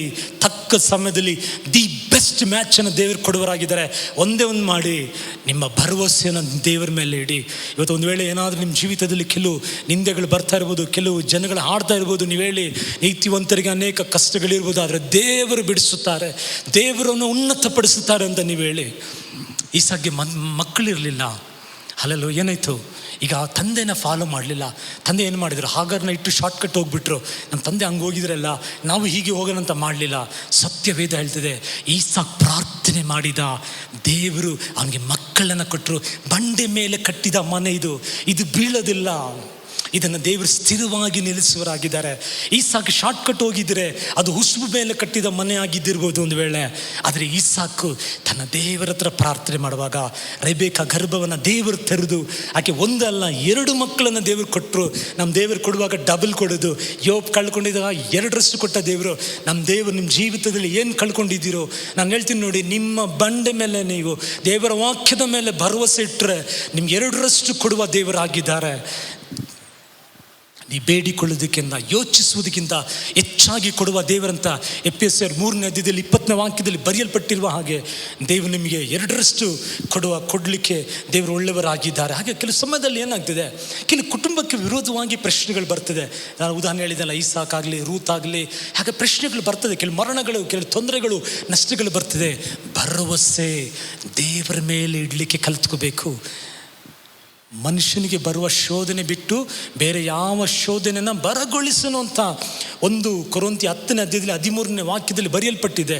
ಆಗ ನಮ್ಗೆ ಗೊತ್ತು, ನಮಗೆ ಈ ಶೋಧನೆ ನನ್ನ ಮಗಳು ಸಹಿಸ್ಕೊಳ್ಳೋಕ್ಕಾಗ್ತದೆ ದೇವ್ರಿಗೆ ಗೊತ್ತು. ಅದನ್ನೇ ದೇವರು ಅನುಮೋದಿಸೋದು. ನಮಗೆ ಆಗದಿರೋದನ್ನು ಯಾವತ್ತೂ ಬಿಡೋದಿಲ್ಲ. ಹೀಗೆ ಹೇಳ್ತೀನಿ ನೋಡಿ, ವಿಮೋಚನೆ ಕಾಂಡ 12ನೇ ಅಧ್ಯಾಯದಲ್ಲಿ 13ನೇ ವಾಕ್ಯ ಹೋದ್ ನೋಡಿ, ಸಂಹಾರ ದೂತನ ಹೊರಟನಲ್ಲ ಎಲ್ಲರೂ ಸಂಹರಿಸಲು. ಆಗ ಬರೀ 50 ಮಾತ್ರ ಹೋಗಲಿಲ್ಲ ಅವರು. ಆ ಸಂಹಾರ ದೂತನ್ನು ಇಸ್ರೇಲ್ ಜನಗಳ ಹತ್ರ ಕೂಡ ಬಂದರು. ಅವರು ಆ ಸಂಹಾರ ದೂತನು ಇಸ್ರೇಲ್ ಜನಗಳ ಹತ್ರ ಬಂದ. ಯಾಕೆ ಗೊತ್ತಾ? ದೇವರು ಹೇಳಿದರು, ಯಾರ ಮನೆ ಬಾಗಿಲಲ್ಲಿ ರಕ್ತ ಇರ್ತದೋ ಅಂಥ ಮನೆಯನ್ನು ದಾಟಿ ಹೋಗಿ. ಆಗ ಇಸ್ರೇಲ್ ಜನಗಳು ದೇವರ ಮಾತಿಗೆ ವಿಧಿರಾಗಿದ್ದಾರ ಅಂತ ನೋಡೋಕ್ಕೆ ಬಂದಿದ್ದ ಅವರು. ಅಲ್ಲಿ ನೋಡಿದ ಯಾರ ಮನೆ ಮೇಲೆ ರಕ್ತ ಇತ್ತೋ ದಾಟಿ ಹೋದನು. ಆಗ ಪ್ರಶ್ನೆ, ಇವತ್ತು ಬರೀ ಲೋಕದ ಜನಗಳಿಗೆ ಮಾತ್ರ ತೊಂದರೆ ಬರೋದಲ್ಲ, ದೇವರ ಮಕ್ಕಳಿಗೂ ಕೂಡ ತೊಂದರೆ ಬರ್ತದೆ. ಆದರೆ ದೇವರ ಮಕ್ಕಳು ವಿಧಿಯರಾಗಿದ್ದೀರಾ, ಮನೆ ಮೇಲೆ ರಕ್ತ ಚಿಮ್ಕಿಸಿದ್ದೀರಾ, ನಿಮ್ಮ ಅಸ್ಥಿ ಭಾರ, ನಿಮ್ಮ ನಂಬಿಕೆ ಫೌಂಡೇಶನನ್ನು ಬಂಡೆ ಮೇಲೆ ಹಾಕಿದ್ದೀರಾ. ಕುಟುಂಬದಲ್ಲಿ ಪ್ರಶ್ನೆ ಬರುವಾಗ ದೇವರ ಹತ್ರ ಹೋದಿರಾ, ಸೇವಕರ ಹತ್ರ ಆಲೋಚನೆ ಕೇಳಿದಿರಾ, ಪ್ರಾರ್ಥನೆ ಮಾಡಿದಿರಾ, ಅಂಥ ಮನೆ ಅದು ಬೀಳೋದಿಲ್ಲ, ಅದು ನಿಲ್ಲುವುದಾಗಿರ್ತದೆ. ಆಮೇನ್. ಆಗ ಮೊದಲ ಶೋಧನೆ, ಮೊದಲ ಬಿರುಗಳು ಯಾಕೆ ಬರ್ತದೆ? ನಮ್ಮ ನಂಬಿಕೆಯನ್ನು ಹೇಗಾದರೂ ಟ್ವಿಸ್ಟ್ ಮಾಡಬೇಕು, ಯೋಬನ ಹಾಗೆ ಶಪಿಸಬೇಕು. ಆ ಥರ ಅವ್ರ ಹೆಂಡತಿ ಹೇಳಿದರೆ ಶಪಿಸುವಂತ ಹಾಗೆ ನಾವು ಗುಣಗುಡಿಸ್ಬೇಕು. ಬರ್ತದೆ. ನಂಬಿಕೆಯಲ್ಲಿ ಸ್ಟ್ರಾಂಗ್ ಆಗಿರಿ. ನನ್ನ ಜೊತೆ ಹೇಳಿ, ನೀತಿವಂತರಿಗೆ ಎಷ್ಟು ಕಷ್ಟಗಳು ಬಂದರೂ ದೇವರು ಬಿಡಿಸ್ತಾರೆ ಅಂತ ಹೇಳಿ. ಏನೇ ಬಂದರೂ ಪರವಾಗಿಲ್ಲ, ನೀವು ಹೇಳಿ, ಧೈರ್ಯವಾಗಿ ಹೇಳಿ, ನಾನು ದೇವರು ಬಿಡಿಸ್ತಾರೆ, ನಾನು ಇದಕ್ಕೆಲ್ಲ ಭಯ ಪಡಲ್ಲ. ಆಗ ವಿಶ್ವಾಸದಲ್ಲಿ ಸ್ಟ್ರಾಂಗ್ ಆಗಿರಿ. ಎರಡನೇದಾಗಿ, ಕುಟುಂಬದಲ್ಲಿ ಕೆಲವು ಪ್ರಶ್ನೆಗಳನ್ನು ತರ್ತಾನೆ, ಬಿರುಗಾಳಿ ತರ್ತಾನೆ. ಹಲ್ಲೆಲೂಯಾ. ಆದರೆ ಏನು ಮಾಡಿ, ಏನೇ ಪ್ರಶ್ನೆ ಬಂದರೆ ದೇವರ ಹತ್ರ ಹೋಗಿ, ಏನೇ ಪ್ರಶ್ನೆ ಬಂದರೆ ವಾಕ್ಯದ ಮೇಲೆ ಆಧಾರ ಮಾಡಿಕೊಳ್ಳಿ. ಕೀರ್ತನೆ ಏಸಾಯ 26ನೇ ಅಧ್ಯಾಯದ 3ನೇ ವಾಕ್ಯ, ಆತನು ಸ್ಥಿರಚಿತ್ತನನ್ನು ಶಾಂತಿಯಲ್ಲಿ ನೆಲೆಗೊಳಿಸುತ್ತಾರೆ. ಸ್ಥಿರಚಿತ್ತವಾಗಿರಬೇಕು. ಕೆಲವರಿಗೆ ಸ್ಥಿರಚಿತ್ತ ಇಲ್ಲ. ಒಂದು ದಿವಸ ಯೇಸುವಿಗೆ ಸ್ತೋತ್ರ, ಮಾರನೇ ದಿವಸ ಅಯ್ಯೋ ಎಲ್ಲ ದೇವರೇ ಒಂದು ದೇವರೇ. ಯಾಕೆ? ಫೌಂಡೇಶನ್ ಸ್ಟ್ರಾಂಗ್ ಅಲ್ಲ. ಫೌಂಡೇಶನ್ ಸ್ಟ್ರಾಂಗ್ ಆಗಿರಲಿ, ನಂಬಿಕೆ ಸ್ಟ್ರಾಂಗ್ ಆಗಿರಲಿ. ಏನೇ ಬಂದರೆ ಪರವಾಗಿಲ್ಲ, ದೇವರಿದ್ದಾರೆ, ದೇವರು ಬಿಡಿಸುತ್ತಾರೆ. ಮೂರನೇದಾಗಿ, ಶೋಧನೆ ನಮ್ಮ ಜೀವಿತದಲ್ಲಿ ಬಿರುಗಾಳಿ ಯಾವಾಗ ಬೀಸುತ್ತೆ ಗೊತ್ತಾ? ಅವಿದ್ಯತೆ ಇರುವಾಗ ಕೆಲವು ಬಿರುಗಾಳಿಯನ್ನು ಏನಾಗ್ತದೆ ನಮ್ಮ ಜೀವಿತದಲ್ಲಿ ಬರ್ತದೆ. ಯೋನ ಪುಸ್ತಕದಲ್ಲಿ 1ನೇ ಅಧ್ಯಾಯದಲ್ಲಿ 4ನೇ ವಾಕ್ಯದಲ್ಲಿ ನಾವು ನೋಡ್ತೀವಿ, ಯೋನಾಗಿ ದೇವರು ಏನು ಹೇಳ್ತಾರೆ ಅಂದರೆ, ನೀನು ನೆನೆವಾಗ ಹೋಗು, ನೀನು ಅಲ್ಲಿ ಹೋಗಿ ಪ್ರಸಂಗ ಮಾಡು, ಅಲ್ಲಿರೋ ಜನಗಳ ಪಾಪ ಹೆಚ್ಚಿದೆ, ಅಲ್ಲಿ ಹೋಗಿ ಪ್ರಸಂಗ ಮಾಡು. ಈಗ ಇವ್ರು ಏನು ಮಾಡಿದರು, ಜೋನ ಏನು ಮಾಡಿದ್ರು, ಕಾಸಿತ್ತು, ಕಾಸಲ್ಲಿ ಹೋಗಿ ಇವರು ತಾರ್ಷೀಸ್ ಟಿಕೆಟ್ ತೊಗೊಂಡ್ರು. ತಾರ್ಷೀಸ್ಗೆ ಟಿಕೆಟ್ ತೊಗೊಂಡು ಹೋಗಿ ಕೆಳಗಡೆ ಚೆನ್ನಾಗಿ ಮಲ್ಕೊಬಿಟ್ರು. ಈಗ ಏನಾಯಿತು, ಒಂದು ಬಿರುಗಾಳಿ ಬೀಸಿತ್ತು. ಈಗ ಬಿರುಗಾಳಿ ಬೀಸುವಾಗ ಆ ಹಡಗಲ್ಲಿ ಎಷ್ಟೋ ಜನಗಳಿದ್ದಿರ್ಬೋದು, 100 ಇರ್ಬೋದು, 1000 ಇದ್ದಿರ್ಬೋದು. ಇವನ ಒಬ್ಬನ ಅವಿದ್ಯತೆ ಅಲ್ಲಿರುವ ಎಲ್ಲರಿಗೆ ಅಸಮಾಧಾನ ತಂದಿತ್ತು, ಎಲ್ಲರಿಗೂ ಭಯ ತಂದಿತ್ತು.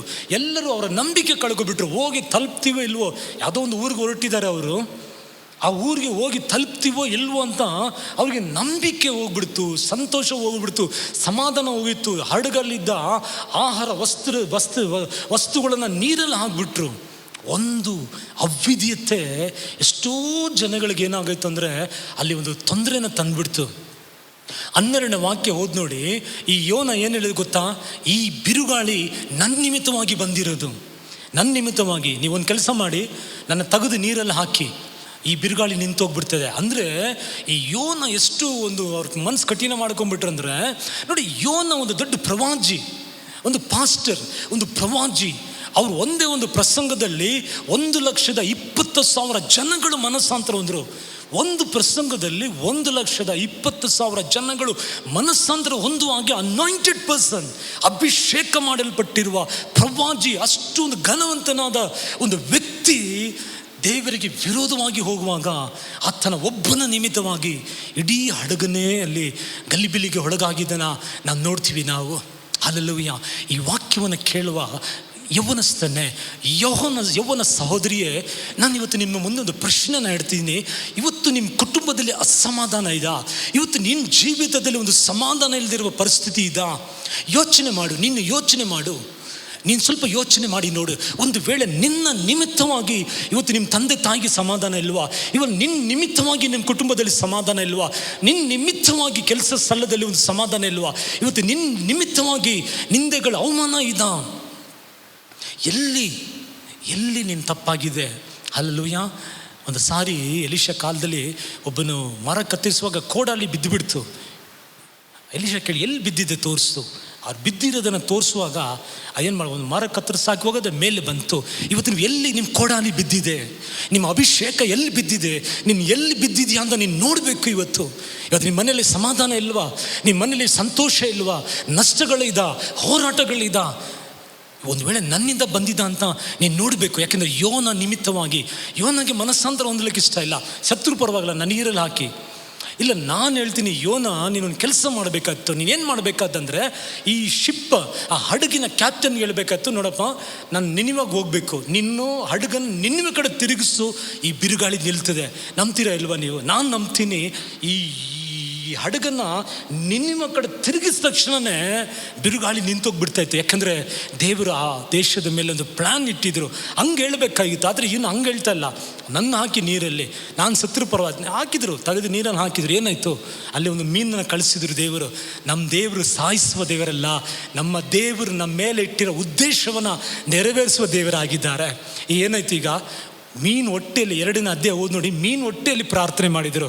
ಅಪ್ಪ ಯೋನ, ನಿನ್ನ ದೇವರು ನಿನ್ನವಾಗ ಹೋಗಂದ್ರಲ್ಲ, ಟಿಕೆಟ್ ತೊಗೊಂಡು ಸುಖವಾಗಿ ಹೋಗಿ ಪ್ರಾರ್ಥನೆ ಮಾಡಿದರೆ ಎಷ್ಟು ಚೆನ್ನಾಗಿರ್ತಾಯಿತ್ತು.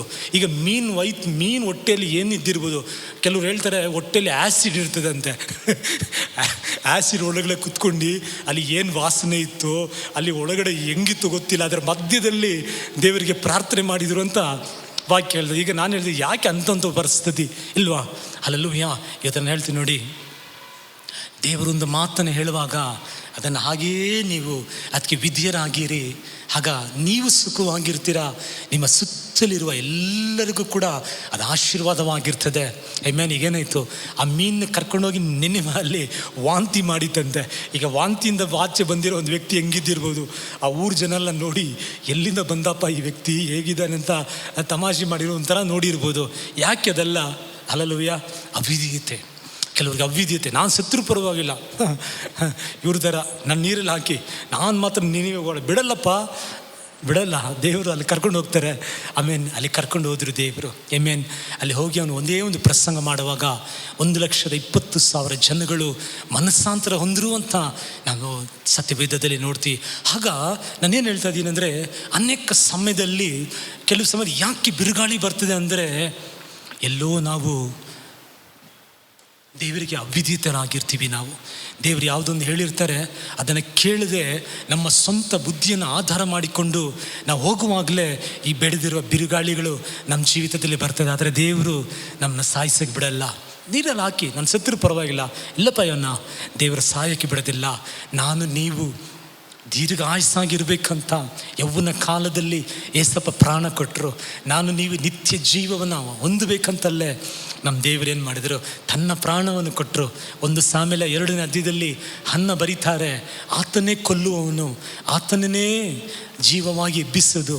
ಅಂದರೆ ನಮ್ಮ ದೇವರು ಕೊಲ್ತಾರೆ ಅಂತ ತಿಳ್ಕೊಂಡ್ರ? ಇಲ್ಲ, ಯೇಸುವನ್ನು ಕೊಂದರು. ಏಸ 53ನೇ ಅಧ್ಯಾಯದಲ್ಲಿ 10ನೇ ವಾಕ್ಯ ಓದಿ, ಆತನನ್ನು ಜಜ್ಜುವುದು ಅದು ತಂದೆಯ ಚಿತ್ತವಾಗಿತ್ತಂತೆ. ಆಗ ಯೇಸು ನಮಗಾಗಿ ಕೊಲ್ಲಲ್ಪಟ್ಟರು, ನನಗೂ ನಿಮಗೆ ನಿತ್ಯ ಜೀವವನ್ನು ಕೊಟ್ಟರು. ಯೇಸು ತಗ್ಗಿಸಲ್ಪಟ್ಟರು. ಶಿಲುಬೆ ಮರಣ ಅಷ್ಟು ಅದು ಸಾಧಾರಣ ಮರಣ ಅಲ್ಲ, ಅದು ಅವಮಾನದ ಚಿಹ್ನೆ, ಅದು ಶಿಲುಬೆ. ಅವತ್ತು ಯೇಸು ತಗ್ಗಿಸಲ್ಪಟ್ಟರು. ನಿಮ್ಮನ್ನು ಇವತ್ತು ರಾಜ್ಯರಾಗಿ, ಯಾಜಕರಾಗಿ, ಕೃಪೆ ಹೊಂದಿದವರಾಗಿ, ಕುಮಾರನ ಒಂದಿಗೆ ನಮ್ಮನ್ನು ಸಮವಾಗಿ ಕೂರಿಸಿದ್ದಾರೆ. ನಮ್ಮನ್ನು ಇವತ್ತು ನಮಗೆ ದೇವರು ಉನ್ನತಪಡಿಸಿದರು. ಆತಳೇ ಧೂಳಿಯಿಂದ ಎಬ್ಬಿಸಿ ರಾಜ್ಯರ ಮಧ್ಯದಲ್ಲಿ ಕೂರಿಸುವರು ಅಂತ ಇದು ನನ್ನನ್ನು ನಿಮ್ಮನ್ನು ರಾಜ್ಯರಾಗಿ ಉನ್ನತ ಸ್ಥಾನ ಕೊಡುವುದಕ್ಕಾಗಿ ಯೇಸು ತಗ್ಗಿಸಲ್ಪಟ್ಟರು ಅಂತ ನಾವು ನೋಡಿ. ಅಂಥ ನಮ್ಮ ದೇವರು ಕಳ್ಳನ್ನು ಕದ್ದುಕೊಳ್ಳೋದು ಬರೋದು. ಯೋಹನ 10ನೇ ವಾಕ್ಯದಲ್ಲಿ ಕಳ್ಳನ್ನು ಕದ್ದುಕೊಳ್ಳೋಕೆ, ಹಾಳು ಮಾಡೋಕ್ಕೂ ಬೇರೆ ಯಾವುದಕ್ಕೂ ಬರೋದಿಲ್ಲ. ಯೇಸು ನಮಗೆ ಜೀವ ಕೊಡೋಕ್ಕೆ, ಅದು ಪರಿಪೂರ್ಣವಾಗಿರ್ಬೇಕಂತಲೇ ನಮ್ಮ ಯೇಸು ಬಂದಿದ್ದು. ಪ್ರಿಯ ಸಹೋದರನೇ, ಪ್ರಿಯ ಸಹೋದರಿಯರೇ, ಇವತ್ತು ಮನುಷ್ಯರಿಂದ ಶೋಧನೆಗಳು ಬರ್ಬೋದು, ಸೈತನಿಂದ ಶೋಧನೆಗಳು ಬರ್ಬೋದು, ಇವತ್ತು ಅವಿದ್ಯತೆಯಿಂದ ಬರ್ಬೋದು. ಭಯಪಡೋದು ಬೇಡ. ಒಂದು ಮಾತ್ರ ಬಾಯಿ ತೆರೆದು ಹೇಳಿ, ನೀತಿವಂತರಿಗೆ ಅನೇಕ ಕಷ್ಟಗಳು ಬರ್ಬೋದು, ಆದರೆ ದೇವರು ಕಾಪಾಡುವರಾಗಿರ್ತಾರೆ. ನೀತಿವಂತರ ಎಲುಬುಗಳು ಮುರಿಯಲ್ಪಡುವುದಿಲ್ಲ. ನೀತಿವಂತರ ಮೇಲೆ ದೇವರು ಕಣ್ಗಳಿಟ್ಟಿದ್ದಾರೆ. ನೀತಿವಂತರ ಪ್ರಾರ್ಥನೆಗಳಿಗೆ ದೇವರು ಸದುತ್ತರ ಕೊಡ್ತಾರೆ ಅಂತ ನೀವು ಧೈರ್ಯವಾಗಿ ನೀವು ಬಾಯಿ ತೆರೆದು ಹೇಳಿ, ನಾನು ದೇವನ ಮುಂದೆ ಇಟ್ಟಿದ್ದೀನಿ, ನಾನು ಕದಲುವುದಿಲ್ಲ. ಆಖಾನ್ ಅಂತ ಒಬ್ಬರನ್ನ ನಾವು ನೋಡ್ತೀವಿ ಯೋಶುವ ಪುಸ್ತಕದಲ್ಲಿ. ಎರಿಕೋವನ್ನು ದೇವರು ಸಂಹರಿಸುವಾಗ ಅದು ಯಾವುದು ತಗೋಬೇಡಿ, ಅಲ್ಲಿ ಬೇಡ, ಅದು ಆ ಪಟ್ಟಣದಲ್ಲಿ ಯಾವ್ದು ಬೇಡ ಅಂತ ಹೇಳುವಾಗ ಆ ಖಾನ್ ಅಂತ ಹೇಳೋ ಒಂದು ವ್ಯಕ್ತಿ ಏನು ಮಾಡ್ತಾನೆ ಅಂದರೆ, ಅವನು ಕೆಲವುದನ್ನು ಆಸೆ ಪಟ್ಟು ತಗೊಳ್ತಾನೆ. ಅವನು ಏನಾಯ್ತು ಗೊತ್ತಾ, ಅವನ ಒಬ್ಬನ ಆಸೆ, ಅವನ ಒಬ್ಬನ ಅವಿದ್ಯತೆ ಅವರ ಇಡೀ ಕುಟುಂಬನ ಕಲ್ಲೊಡೆದು ಸಾಯಿಸಿಬಿಟ್ರು ಅಂತ ವಾಕ್ಯದಲ್ಲಿ ನಾವು ನೋಡ್ತೀವಿ. ಅವನಿಂದ 26 ಜನ ಇಸ್ರೇಲ್ ಜನಗಳು ಯುದ್ಧದಲ್ಲಿ ಸತ್ತರು ಅಂತ ನಾವು ನೋಡ್ತೀವಿ. ಅವಿದ್ಯತೆ. ಹಾಮನ್ ತಗೊಳ್ಳಿ ನೀವು. ಹಾಮನ್ ಏನು ಮಾಡಿದ್ರು ಗೊತ್ತಾ? ಮೊರ್ದೆಕಾಯಿ ಮೇಲೆ ಹೊಟ್ಟೆ ಕಿಚ್ಚು. ಯಹೂದ್ಯರನ್ನ ಕಂಡ್ರೆ ಆಗಲ್ಲ, ಯಹೂದ್ಯರನ್ನ ಸಾಯಿಸಬೇಕು ಅಂತ ಹಾಮನ್ ತನ್ನ ಮನಸ್ಸಲ್ಲಿ ಯೋಚನೆ ಮಾಡಿದ. ಹಾಮನ್ ಮೊರ್ದೆಕಾಯಿನ ಕೊಲ್ಲಬೇಕಂತ ಯೋಚನೆ ಮಾಡುವಾಗ ನೀವು ಎಸ್ತರ್ ಪುಸ್ತಕ ಹೋದ್ ನೋಡಿ, ಹಾಮನ್ ಇಡೀ ಕುಟುಂಬ ಕಡೆದಾಗಿ ನಶಿಸಿ ಹೋಗ್ಬಿಡ್ತು. ಹಲ್ಲೆಲೂಯಾ. ಒಬ್ಬನ ಅಹಂಕಾರ, ಒಬ್ಬನ ದ್ವೇಷ ಅವನ ಕುಟುಂಬಕ್ಕೆ, ಹಾಮನ್ ಕುಟುಂಬಕ್ಕೆ ನಾಶ ತಂದಿತ್ತು ಅಂತ ನಾವು ನೋಡ್ತೀವಿ. ಒಂದು ಆದಾಮ್ಗೆ ದೇವರು ಹೇಳಿದರು, ಬೇಡಪ್ಪ ಹಣ್ಣು ತಿನ್ನಬೇಡ ಅಂತ ಹೇಳಿದರು. ಒಂದು ಆದಾಮ್ ಹಣ್ಣು ತಿನ್ನುವಾಗ ಮನುಷ್ಯರೆಲ್ಲ ಇವತ್ತು ಪಾಪಕ್ಕೆ ಹೊಡೆದಾದರು. ಆದರೆ 2ನೇ ಆದಾಮ ಆಗಿರುವ ಯೇಸು, ಆತನ ವಿಧೇಯತೆಯಿಂದ ಇವತ್ತು ಎಲ್ಲರಿಗೂ ರಕ್ಷಣೆ ಬಂದಿದೆ. ಇವತ್ತು ನಾವು ಪಾಪಕ್ಕೆ ದಾಸರಲ್ಲದೆ ನೀತಿವಂತರಿಗೆ ನಮ್ಮನ್ನು ದಾಸರಾಗಿ ಮಕ್ಕಳಾಗೋ ಅಧಿಕಾರವಾಗಿ ಪರಲೋಕದಲ್ಲಿ ಜೀವ ಪುಸ್ತಕದಲ್ಲಿ ನಮ್ಮ ಹೆಸರುಗಳು ಬರೆಯಲ್ಪಟ್ಟು ಪರಲೋಕದಲ್ಲಿ ನಮಗೊಂದು ಸ್ಥಾನ ಹೆಂಗೆ ಸಿಕ್ಕದು ಗೊತ್ತಾ? ಯೇಸುವಿನ ವಿಧೇಯತೆಯಿಂದ. ಆಮೆನ್. ಇವತ್ತು ನೀವು ಕೂಡ ನಮ್ಮ ನಂಬಿಕೆ ಕಳ್ಕೋಬಾರ್ದು. ನಾವು ನಂಬಿಕೆಯಲ್ಲಿ ಯಾವತ್ತೂ ಸೋತೋಗಬಾರ್ದು. 2ನೇದು, ಏನೇ ಪ್ರಶ್ನೆ ಬಂದರೆ ಕೂಡ ನಮ್ಮ ಆಸ್ತಿ ಭಾರ ಅದು ದೇವರ ವಾಕ್ಯದ ಮೇಲೆ ಇರಲಿ, ದೇವರ ಮೇಲೆ ನಂಬಿಕೆ ಇಡೋಣ. 3ನೇದು, ದೇವರು ಏನೇ ಹೇಳುವಾಗ ಅದಕ್ಕೆ ನಾವು ವಿಧಿಯರಾಗುವಾಗ ನಮ್ಗೆ ಏನೇ ಕಷ್ಟಗಳು ಬಂದರೂ ದೇವರು ಬಿಡಿಸೋರಾಗಿದ್ದಾರೆ. ಆಮೆನ್. ಏಸು ಒಳ್ಳೆಯವರು. ಏಸು ನಿಮ್ಮ ಬಾಳಿನ ದೋಣಿಯಲ್ಲಿದ್ದಾರೆ. ಏಸು ನಿಮ್ಮ ಕುಟುಂಬದ ದೋಣಿಯಲ್ಲಿದ್ದಾರೆ. ನೀವು ಮುಳುಗೋದಿಲ್ಲ. ನೀವು ಆಚೆ ದಡಕ್ಕೆ ಹೋಗಿ ಸೇರ್ತೀವಿ. ಕಣ್ಣು ಕಾಣಲಿಲ್ಲ, ಕಿವಿ ಕೇಳಲಿಲ್ಲ, ಮನಸ್ಸಲ್ಲಿ ಗ್ರಹಿಸೋಕ್ಕಾಗಲ್ಲ ಅಂಥವ ಉತ್ತಮವಾದ ಆಶೀರ್ವಾದಗಳು ನನಗೂ ನಿಮಗೆ ದೇವರು ಸಿದ್ಧ ಮಾಡಿದ್ದಾರೆ. ಅದನ್ನು ಹೊಂದಿಕೊಳ್ಳೋಣ. ಇಂಥ ಪರಿಸ್ಥಿತಿಯಲ್ಲಿ ಕೂಡ ಎದ್ದು ಪ್ರಕಾಶಿಸೋಣ. ಆಮೆನ್. ಕಣ್ಗಳು ಮುಚ್ಚಿ ಪ್ರಾರ್ಥನೆ ಮಾಡೋಣ. ಬರವಾರನ ಚರ್ಚಲ್ಲಿ ನೋಡೋಣ. ಭಯಪಡಬೇಡಿ. ಚರ್ಚಿಗೆ ಬನ್ನಿ. ಕೆಲ್ಸಕ್ಕೆ ಹೋಗ್ತೀರಾ, ಮಾರ್ಕೆಟ್ಗೆ ಹೋಗ್ತೀರಾ, ಎಲ್ಲ ಕಡೆ ಸುತ್ತಾಡ್ತೀರಾ, ಅಲ್ಲೆಲ್ಲ ಬರೆದಿರೋ ಕಾಯಿಲೆ ಅದಿಂಗೆ ನಿಮಗೆ ಚರ್ಚಿಗೆ ಬಂದರೆ ಆಗ್ಬಿಡ್ತದೆ. ಸುಳ್ಳದು. ಸೈತನ್ ಪಕ್ಕ ನಿಮಗೆ ಸುಳ್ಳು ಹೇಳಿದ್ದಾನೆ. ಅದು ಚರ್ಚಿಗೆ ಬರುವಾಗ ಅಲ್ಲಿ ದೇವರಿದ್ದಾರೆ, ಅಲ್ಲಿ ಆತನ ರಕ್ತ ಇದೆ, ಆತನ ನಾಮ ಇದೆ. ಆತನ ನಾಮದಿಂದ ನಮಗೆ ಎತ್ತಲ್ಪಡುವುದಾಗಿರುತ್ತದೆ. ಅದನ್ನು ಚರ್ಚ್ ಬಿಡಬೇಡಿ. ಚರ್ಚಿಗೆ ಬನ್ನಿ, ಸೇರಿ ದೇವರನ್ನ ಆರಾಧಿಸೋಣ. ಆಮೆನ್. ಏನೂ ಆಗಲ್ಲ. ಆಮೆನ್. ಗುಡರ ಸಮೀಪಕ್ಕೆ ಉಪದ್ರವ ಬರಲಾರದು, ಯಾವ ಕೇಡು ನಮ್ಮನ್ನು ಮುಟ್ಟಲಾರದು. ಯಾಕಂದರೆ ಆತನ ರಕ್ತ ನಮ್ಮ ಮೇಲೆ ಇದೆ. ಮಾಂಸದ ಜೀವ ರಕ್ತದಲ್ಲಿದೆ. ಆಮೇನ್. ನಮ್ಮ ದೇಹ ಬಂದು ಇದು ಮಾಂಸ. ಈ ದೇಹದ ಜೀವ ಎಲ್ಲಿದೆ ಗೊತ್ತಾ? ಯೇಸುವಿನ ರಕ್ತದಲ್ಲಿದೆ. ಆ ರಕ್ತ ನಮ್ಮ ಮೇಲೆ ಇರೋದ್ರಿಂದ ನಮಗೇನು ಆಗಲ್ಲ. ಆಮೆನ್. ಪ್ರಾರ್ಥನೆ ಮಾಡೋಣ. ತಂದೆಯ ದೇವರೇ, ಯಾರೆಲ್ಲ ದೇವರೇ ಕೈಗಳೇ ಕಾಣಿಕೆಗಳನ್ನು ದಶಮ ಭಾಗಗಳನ್ನು ಹಿಡಿದಿದ್ದಾರೋ, ತಂದೆ ಕುಮಾರ ಪವಿತ್ರಾತ್ಮನ ನಾಮದಲ್ಲಿ ಅದನ್ನು ಅನುಗ್ರಹಿಸುತ್ತೇವೆ ದೇವರೇ, ಆಶೀರ್ವದಿಸ್ತೀವಿ ದೇವರಪ್ಪ.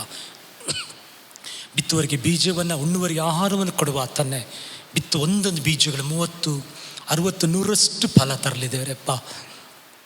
ಈಸಾಕ ವರ್ಷ ಬಿತ್ತನೆ ಮಾಡಿದ 100ರಷ್ಟು ಫಲ ಕಂಡಿದ್ದಾನೆ. ದಿನ ದಿನ ಅಭಿವೃದ್ಧಿ ಹೊಂದನಂತ ಈ ಆಗಸ್ಟ್ ತಿಂಗಳಲ್ಲಿ ಬಿತ್ತನೆ ಮಾಡುವ ಪ್ರತಿಯೊಬ್ಬರು ಈಸಾಕನ ಹಾಗೆ 100ರಷ್ಟು ಫಲವನ್ನು ಕಾಣಲಿ. ಮಲಾಕಿ 4:2 ಪ್ರಕಾರ, ನನ್ನ ನಾಮದಲ್ಲಿ ಭಯಭಕ್ತಿ ಇಟ್ಟಿರುವ ನಿಮಗಾದರೂ ಧರ್ಮವೆಂಬ ಸೂರ್ಯನಾಗಿ ಸ್ವಸ್ಥತೆಯನ್ನು ಉಂಟು ಮಾಡುವ ಕಿರಣವುಳ್ಳವನಾಗಿ ಮೂಡುವನು ಅಂತ ದೇವರಪ್ಪ. ಒಬ್ಬೊಬ್ಬರಿಗೂ ನೀನು ಸ್ವಸ್ಥತೆಯನ್ನು, ಜಯವನ್ನು ಕೊಡುವ ದೇವರಾಗಿ ಆಗಸ್ಟ್ ತಿಂಗಳಲ್ಲಿ ನಡೆಸು ದೇವರಪ್ಪ. ಸೋಲುಗಳು ಜಯವಾಗಲಿ ಯೇಸುವಿನ ನಾಮದಲ್ಲಿ. ದುಃಖಗಳು ಸಂತೋಷವಾಗಲಿ. ಕಣ್ಣೀರು ಹೋಗಿ ದೇವರ ಆನಂದವು ಸಂತೋಷವಾಗಲಿ. ಸೋಲುಗಳು ಜಯವಾಗಲಿ. ಬಿತ್ತುವುದೆಲ್ಲ ದೇವರೇ 100ರಷ್ಟು ಫಲ ತರಲಿ. ಶುಭವು ಕೃಪೆಯು ಹಿಂಬಾಲಿಸಲಿ. ಪರಲೋಕದ ದೇವರು ಸಾಫಲ್ಯವನ್ನು ಕೊಡು. ದೇವರು ದೊಡ್ಡ ಕಾರ್ಯಗಳನ್ನು ಮಾಡು. ಕೃಪೆಯು ಶುಭವು ಹಿಂಬಾಲಿಸಲಿ. ಯೇಸುವಿನ ನಾಮದಲ್ಲಿ ನಾವು ಬೇಡುತ್ತೇವೆ ತಂದೆಯೇ. ಆಮೇಲೆ ನನ್ನ ಮನವೇ ಯೆಹೋವನನ್ನು ಕೊಂಡಾಡು. ನನ್ನ ಸರ್ವೇಂದ್ರಿಗಳೇ ಆತನ ಪರಿಶುದ್ಧ ನಾಮವನ್ನು ಕೀರ್ತಿಸು. ನನ್ನ ಮನವೇ ಯೆಹೋವನನ್ನು ಕೊಂಡಾಡು. ಆತನ ಮಾಡಿದ ಉಪಕಾರ ಒಂದನ್ನು ಮರೆಯಬೇಡ. ಆಮೇನ್. ಕರ್ತನಾದ ಯೇಸು ಕ್ರಿಸ್ತನ ಕೃಪೆಯು, ತಂದೆಯಾದ ದೇವರ ಪ್ರೀತಿ, ಪವಿತ್ರ ಆತ್ಮನ ಅನ್ಯೋನ್ಯತೆಯು ಕುಡಿ ಬಂದ ನಮ್ಮೆಲ್ಲರೊಂದಿಗೆ ಇಂದು ಎಂದು ಸದಾ ಕಾಲ ಇರಲಿ. ಆಮೆನ್. ನೀತಿವಂತರಿಗೆ ಏನೇ ಕಷ್ಟ ಇದ್ದರೂ ಕೂಡ ಬಿಡಿಸುವ ದೇವರು ನಮ್ಮ ಜೊತೆ ಇರೋದ್ರಿಂದ ಸಂತೋಷವಾಗಿ ಆರ್ಭಟಿಸೋಣ. Hallelujah, hallelujah, hallelujah. Amen. You are blessed. Amen. ಬರವಾರ ನಾವು ನೋಡೋಣ. ಆಮೆನ್.